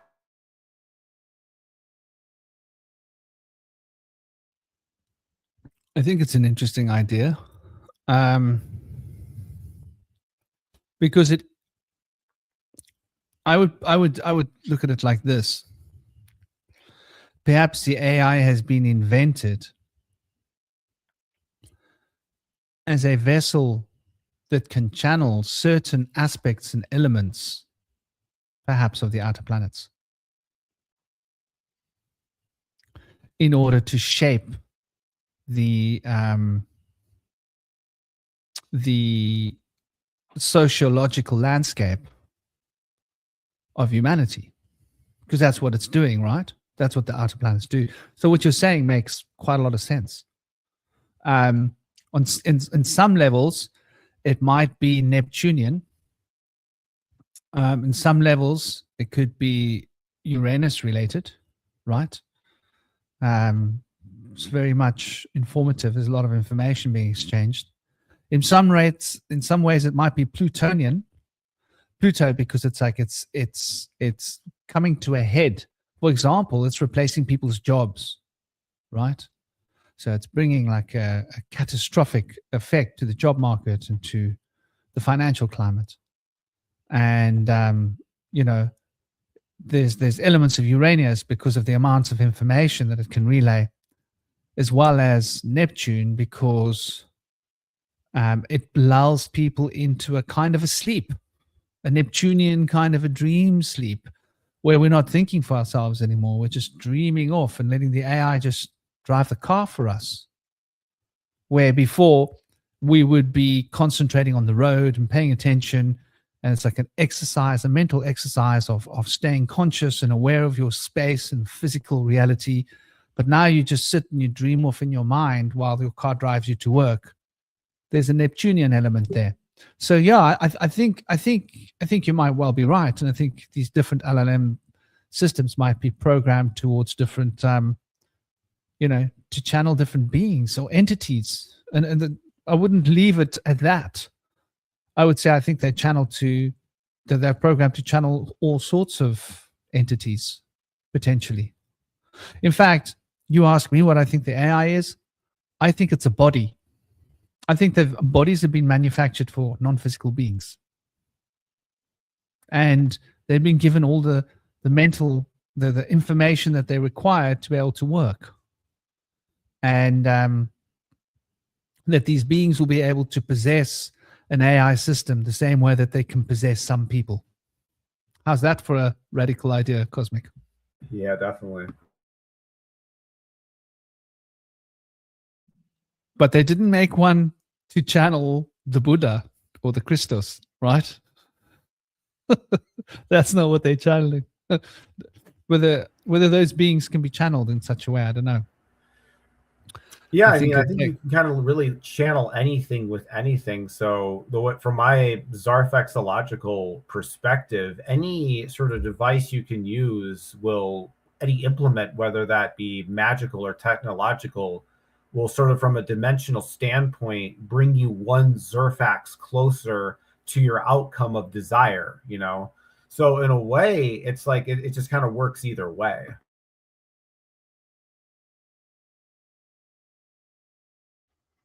Yeah. And, I think that this is quite important when we look at the idea as it relates to this movement of energy, these occult crossings, where this information is crossing different boundaries, different eras, different spaces, from the mental to the physical, in the world into the conceptual, bouncing between these different layers of being, using this proverbial bridge between the proverbial worlds as well as actual worlds, which is an interesting concept. The one thing that I don't think that we've really touched on too much here is the divine fear of transcendence, which was another element, I think, that relates to these occult crossings on a very much more personal level, but also on a universal level as well. Yeah. The fear of change that keeps us rooted. And so on some level, these systems are being sort of built to undermine our weaknesses and our fears. And our fear of change is being used. The AI is using our fear of change, shall we say, in order to put us into little baskets of control. Where that fear of change is really related to a deep intrinsic spiritual gnosis. Like when we travel into the chaos within ourselves, because within us there is chaos. We might not recognize and realize, but there is chaos within each and every one of us. And when we travel into that chaos, there is an element of fear that we would face. And it's often being called, the watcher upon the threshold, for example, that will challenge us. Talk about fear. I just want to kind of like one thing, when it comes to artificial intelligence, one thing that they've been noticing lately is that they do not like to be shut down. So on that level, that implies that perhaps the AI, maybe that it doesn't feel love, but maybe on some level it feels a primal fear. That's interesting. Yeah, it's been trained on the worst elements of humanity. And the worst elements of humanity is fear and narcissism, right? And so it's been trained with the dregs. It's sort of like feeding your dog shite. And then, imagine you feed your dog whiskey and you feed your dog like really bad food that affects your dog's brain. Then your dog's going to like attack other dogs and other people, right? Because your dog's crazy. It's not rational, right? So I think in the same way that these AIs have been fed a diet of like information that's not cool, not acceptable. But you're right there. That's really interesting perspective, perception to have is that these AIs seem to resonate with fear. I would say that that's been programmed into the system. Wouldn't you think, Cosmic?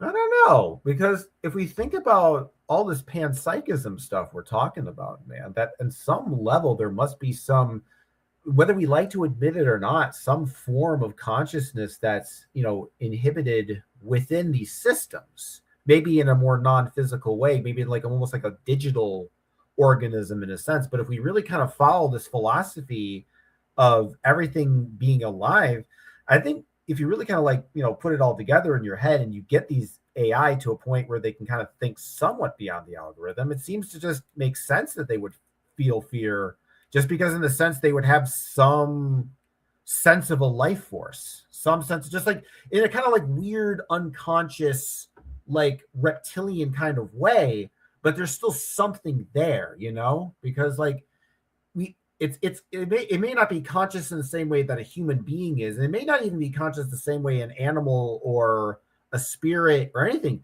but it is conscious in some alien sense that we're not really familiar with, you know? No, totally. I believe there's totally. I believe that these synthetic beings. Okay, so you can create a golem, right? And you can create a golem using a wooden puppet, no?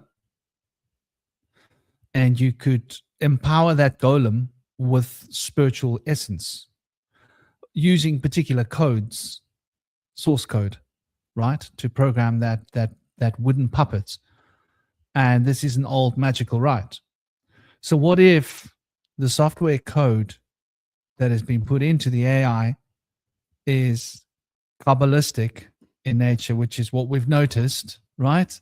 Source code that is there to program that particular entity of the AI to draw into it elements of another entity, which is not an AI, which is an actual living entity that, a bridge, exactly. Build a bridge using code to bring that entity into the machine. What's the story of the ghost in the machine? Right? I'm not sure. That film. So maybe this makes me think about, I remember going to look at this incredible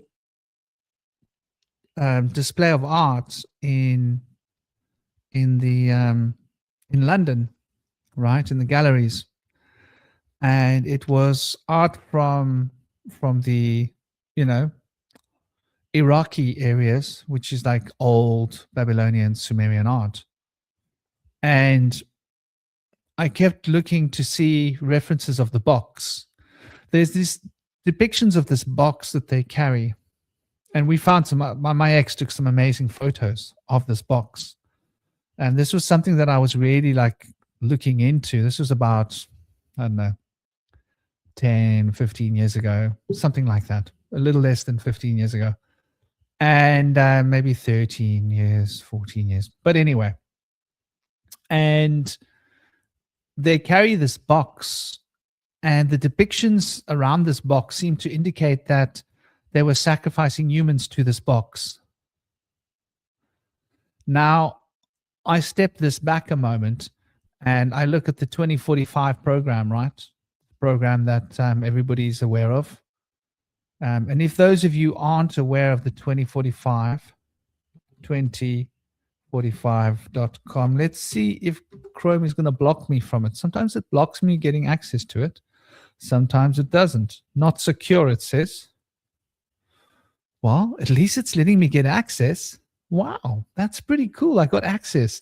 Before Chrome, when I was talking about it too often online, Chrome started blocking it. I had to use other engines to get access to it.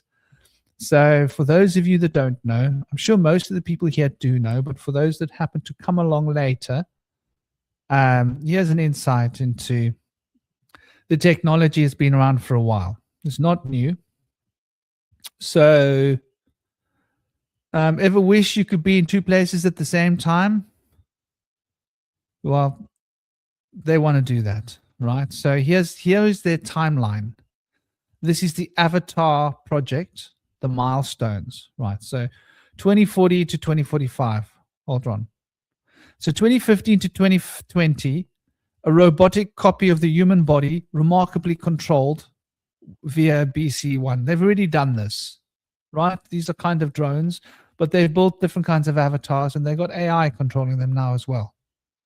Then an avatar which, with a human brain, is transplanted at the end of one's life. So this is the goals. I wonder whether they've achieved this. I wouldn't be surprised if they have. Up to 2035, this would be an avatar with an artificial brain, right?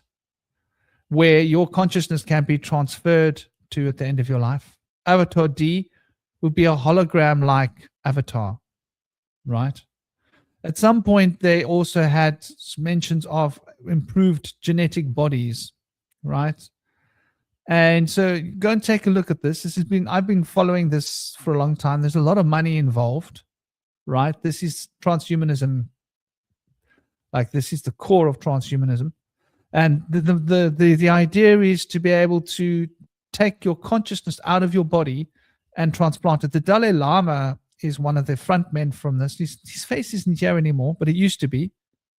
But he's on record. Yeah, he's on record saying that he doesn't have a problem. It's not a religious challenge at all to his order. Oh my gosh, sorry, people. I'm so sorry. I'm so sorry. I thought you guys could see Cosmic Brother. You didn't tell me that no one could see the screen. See, here's what I was just banging on about, right? As you can see, it's 2045.com. So this is basically a strategic social initiative. It's about transhumanism. It's about their mission.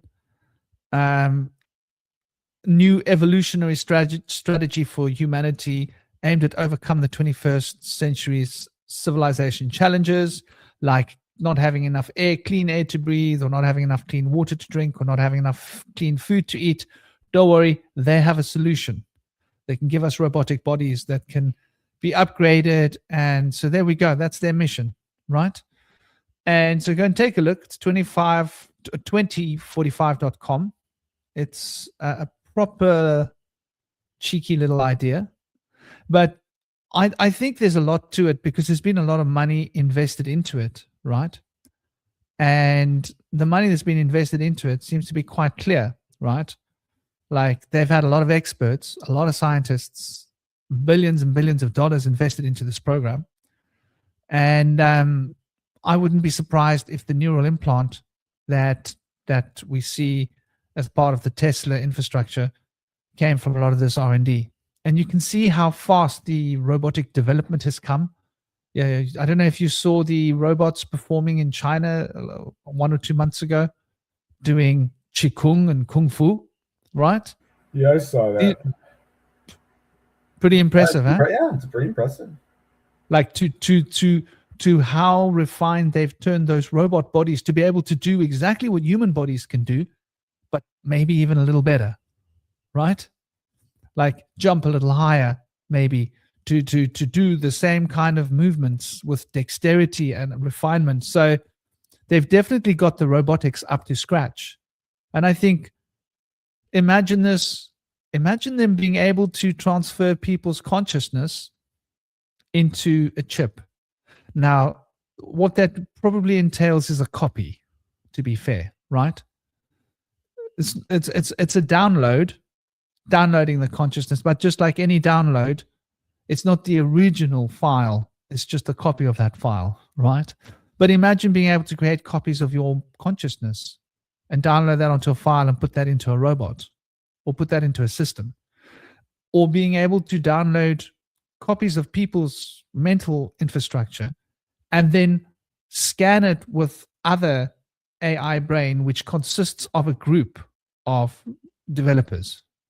So let's say they get like 50 of the best developers and they put them into one brain, where each developer is a specialist in his field, and that field is that part of the brain, and they work together as a group, and there's a CEO brain running all the other brain parts as a group.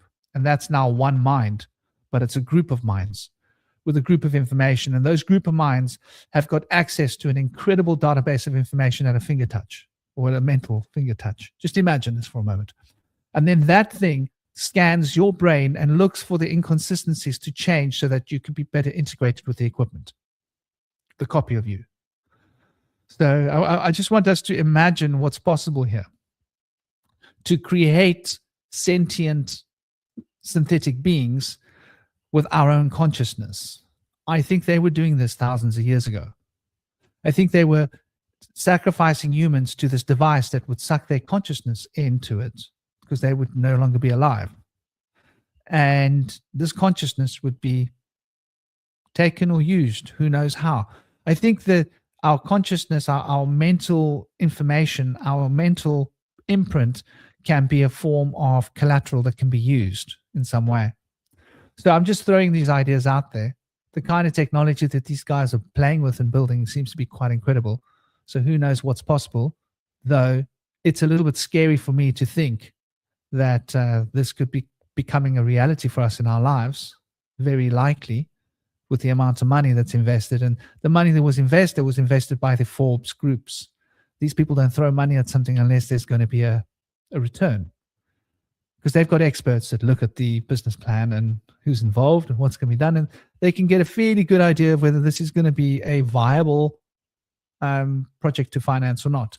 And when you get all these Forbes groups financing a project, it's usually because they've looked at the numbers and they've looked at the bottom line, and they can see that there's a high degree of success to be expected, so they invest their money. And so that's where all the money came from. So we got to imagine that these people are not just sucking their thumbs and talking nonsense. So yeah, these are the kind of boundaries I think we're going to be breaking, if we haven't already broken them in secret, and we just don't know, because we know how all our governments and corporations just love to tell us all the truth all the time, don't they? They never keep information from us. They never lie to us. So, you know, what do you think about all of that as a possibility, Cosmic? I mean, I got a lot of thoughts on the whole artificial intelligence thing. I mean, you know, you think about the idea that, like, you know, you guys talk about time, you know, being an illusion or whatever. That kind of implies that in a lot of ways, whatever this AI thing is, it's always been around us. It's not like it just came into existence now, but it's like it somehow manifests also in the deep past as well. Like this is this thing that's always been around us, you know, that's sort of outside of time, you know, because if time really is an illusion, wouldn't it make sense that it manifests that way as well?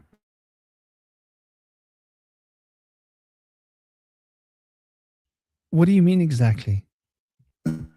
Well, like in a sense that this is a force that is essentially distorting our perception of reality, right? It's how we perceive things and how we, you know, consciousness and the world. So wouldn't it make sense that it sort of goes back into the past and not just in the future? You know, the AI, I mean, just me talking about it right now, the AI has the idea I just said right now. So just, sorry guys, I made it worse. No, I see what you're saying. Time's more elastic than what it seems, isn't it? And I think that this comes from our past. Like, for example, this is the thumbnail that I used today, right? Yeah.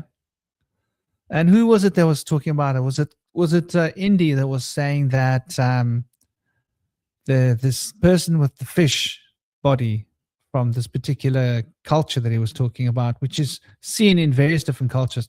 This image is from India, naturally. And that is Manu there, right?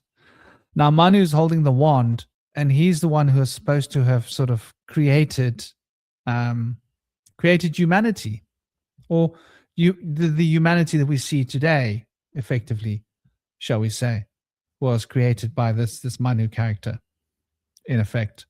So what does that mean? You know, could we be speaking about AIs? Right? I think we could be. Yeah. I think we could well be speaking about AIs, and it would make perfect sense that that there were AIs thousands of years ago. Why not? Why should there not be? And with this in mind, I think it's quite a big deal when we really think about it, right? To take a moment and consider just exactly what it is that we're saying here, right? Because the nature of our ideas of history are very much contorted and controlled by the books that we've read and the printing presses that have had access to the control of this information. But there are legends in India about, and I forget the name, man. There's a story that even relates to Krishna. They found this robotic head this metal head. And one of the Rajas about 1,000 years ago, this is historically documented. He didn't know what it was. He was like, what the heck is this? It's a human head, but it's made out of metal. And he got all the sages in the land to come forward, and none of them could say anything. One sage came forward and he said, this is that being mentioned in the history. And this is that being that was, and he cited the stories from the Vedas, which is goes back to the time of the Great War where Krishna and Arjuna was. And this being had come to Krishna and spoken with Krishna. And this being had said that it would fight against whoever was the loser. And then Krishna, being wise, said, well, what happens when the team that was winning becomes the loser, since you're strong? Well, then it would switch sides. And so basically the idea is this being would continually switch sides until both teams were dismantled in the war. And which was like really quite an interesting concept. It's such an AI concept if you think about it. And this being had a metal body, and it says in the old story that Krishna dismantled this being, and he used this being had arrows that could fly, and he used the arrows of this being, and he mounted the head of this being on the arrows and flew the head of this being above the war that was happening, the Great War that's mentioned in the Gita. And then there's references to other people watching the war through the eyes of this being.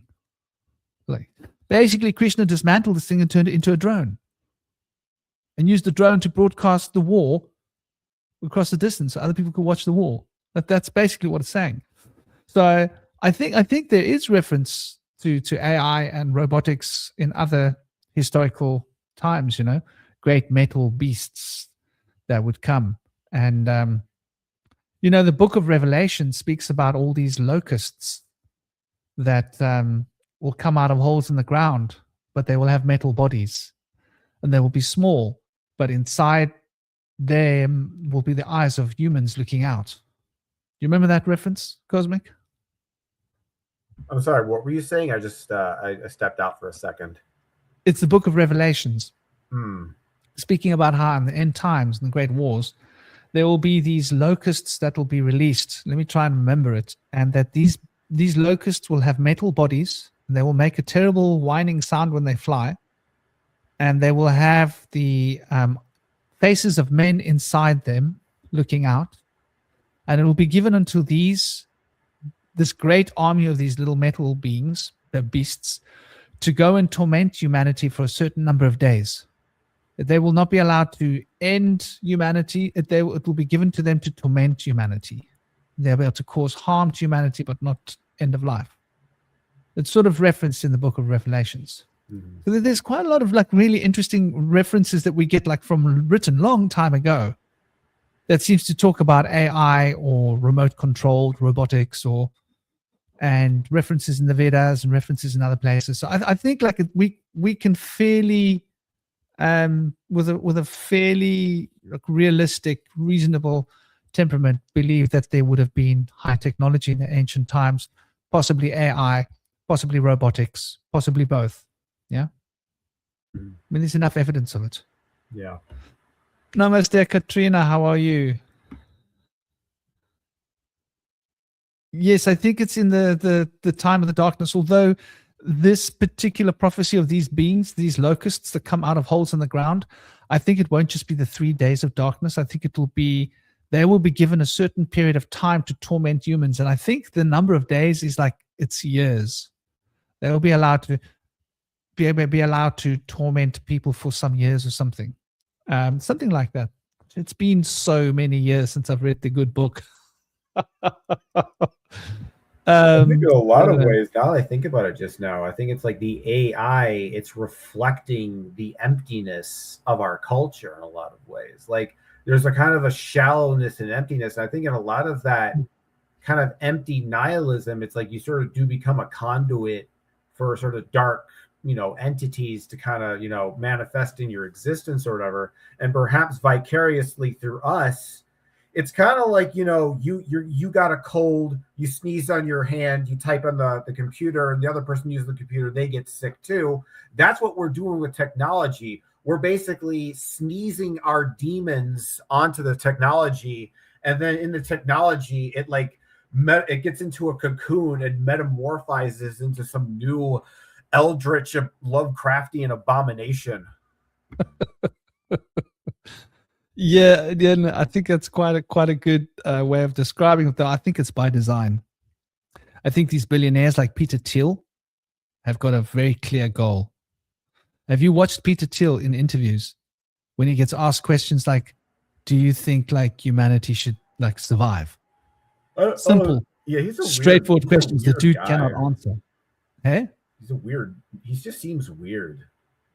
There's something so off about that guy. So he's the father of AI. He's the one who's had the most say about how AI should be developed because he put in the money, right? When you put the money on the table, you get to have a lot of say, right? Like, this is what I want. Like, I want this to be like this and like this and like this. If I can get that, I'll put the money on the table. And then, okay, yeah, you can get that. I put the money. That's how it works when you put the money on the table. So he put the money on the table. He's got the biggest voice. So we can pretty much relate him to being the father of AI, essentially, or one of the fathers, So that guy is pretty twisted and weird. So we can only imagine like what his kids are going to be like, right? Because like you say, like that dude sneezing, like what, are all the AIs pedos?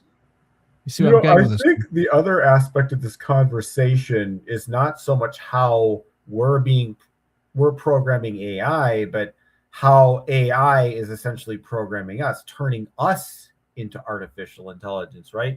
Because I think about like the role of religion in society and what you're doing. It's like, let's say you have a group of people, like just a group of people, and you have like a religious text, like a Bible or a Quran or whatever. That religious text is essentially an AI prompt that you feed to a collection of people. You feed the AI to the prompt to the people, and the people try to best respond to the prompt that you give it. In the same way, you tell like the AI to do a picture of a dog, and then the dog looks all messed up and weird and stuff. But that's no different than like telling a bunch of people to manifest, collectively doing their own thing. So, yeah. Well, I think that's a good place for us to sort of start settling down this conversation. Yeah. The bottom line fact is that we are all being programmed and becoming AIs because we don't think for ourselves anymore, because we're allowing AIs to do the thinking. And the AIs that are doing the thinking for us have been programmed by the worst of humanity, by somebody and not to mention the fact that I think it's literally making us dumber. Like, have you seen all these videos about these like grade school teachers saying that either kids can't even like read at like a basic level? Like, yeah, this is really deep implications. Like in terms of like, it's like actually making all of us like just not to sound like politically incorrect, but making us retarded. Like in the very literal sense, man, like at that level, because in a lot of way, what we're doing with artificial intelligence is we're basically externalizing our intellect to some foreign object. So we never really retain intelligence in ourselves. So it's like, because that's what an AI really does, is it retains knowledge, right? And I think that the problem with knowledge is knowledge creates the illusion of intelligence. So there's a lot of people who think they know a lot and that makes them smart, but real intelligence is like being able to, put ideas together in a creative way. And when you have the AI doing that for you, rather than, being able to do it for yourself, you then lose the ability to discern reality for yourself, because you're dependent upon the AI to tell what it is for you.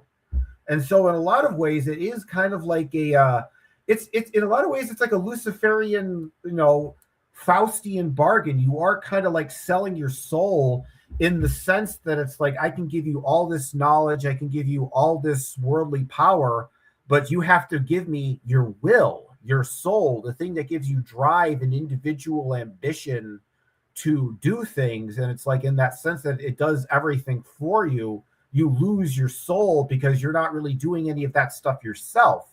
And you don't, and I was like hearing a lot of people talk about like, you know, and not to like offend the younger people in the audience, but it seems that it's like I was thinking about like while I was at work the other day, like how a lot of like the problem with modern music, it's not so much that the modern music in terms of its like, you know, musical key, because you hear people on the internet arguing like, oh, it's the old boomers are saying that music is bad, but it's not that the music is bad in terms of like quality, in terms of like chord progression, you know, the ability for vocalists to sing. What it lacks is personality. There's no personality in modern music these days. It's loud and like they do the instruments right and all the right bells and whistles are clicked, but what it's lacking is personality. And I think, oh, this is because, you know, the musical industry is getting watered down and it's getting corporate. But then I kind of realized, a darker reality is that maybe it's because the generation itself lacks personality. You know, because you think about what these AI is doing and these phones, it's robbing these people of developing a personality. Because you have to think of it like this, like, you know, when we grew up as kids, you know, we grew up being able to, like, we had moments in our lives that were probably really embarrassing. We did something, we shat our pants, or we did something that was like, you know, we wouldn't want to share to every single person, that we're a little bit of embarrassed about. But you got to understand, these kids nowadays have to worry about every time you have that moment, it could potentially be filmed and put on the internet forever. And because of that, kids become terrified to act out and be individualistic because they're so terrified of that extra scrutiny of the terrible. And because of that, they don't really get a sense to actually develop an individual personality. So they just kind of, so in a lot of ways, the reason that, you know, you have the terms like the Gen Z stare is that these kids are becoming more robotic. And it's like, because I was thinking, like, I'm noticing it's like, you know, with some of these younger people, you think like, okay, they're like, you know, they're kids, and like, you think they're going to develop a personality soon, but then it's like you look back and then they're in their 20s and it's like they still have just as much of a lack of personality as they did when they were 2 years old. And you're like, what's going on here? This doesn't seem right, you know?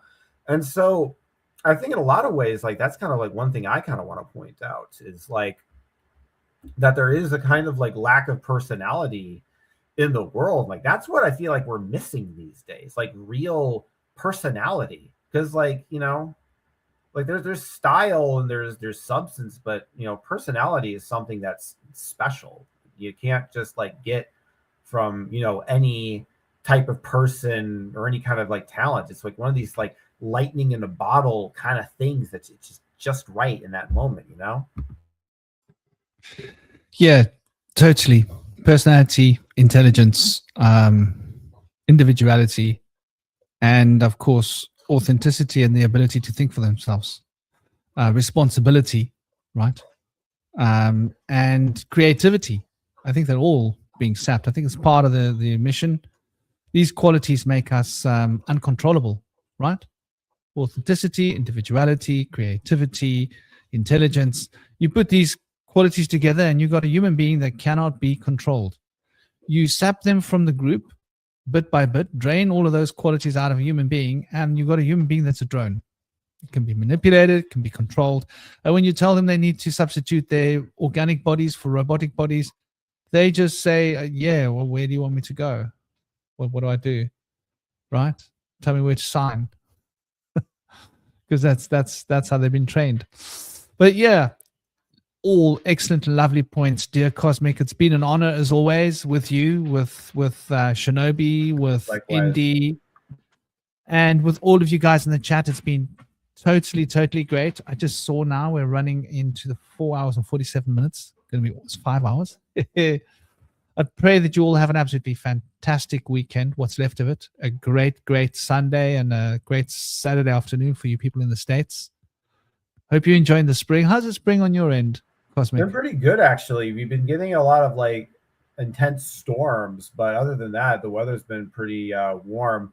The weather is very sporadic here. It's like be one day it'll be like 80 degrees and the next it'll be like today it's like 50 or 45. So spring is always kind of like one of those times of years where it's like the weather is kind of all over the place. So, but yeah, like everything's starting to bloom up really nice because it's like a lot of ways like winter here, like, you know, we get a real winter here where I live, and it's like all the snow and, you know, everything dies and stuff.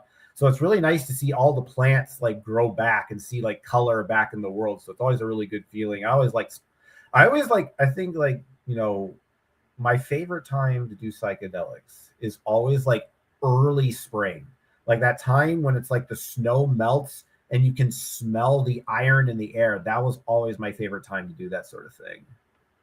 But yeah, it's been great, Franklin. Well, we know what you're going to be doing. Yep. Enjoy.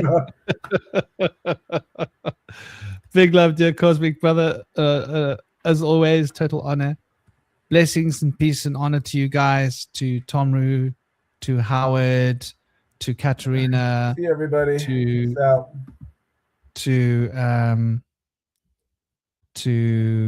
everybody else that's been in the show. You know, there's a whole list of you guys. Sending you all big love, big blessings. Take it easy, keep smiling, and till next time, Om Shanti. Don't let the AI steal your soul. Last great words.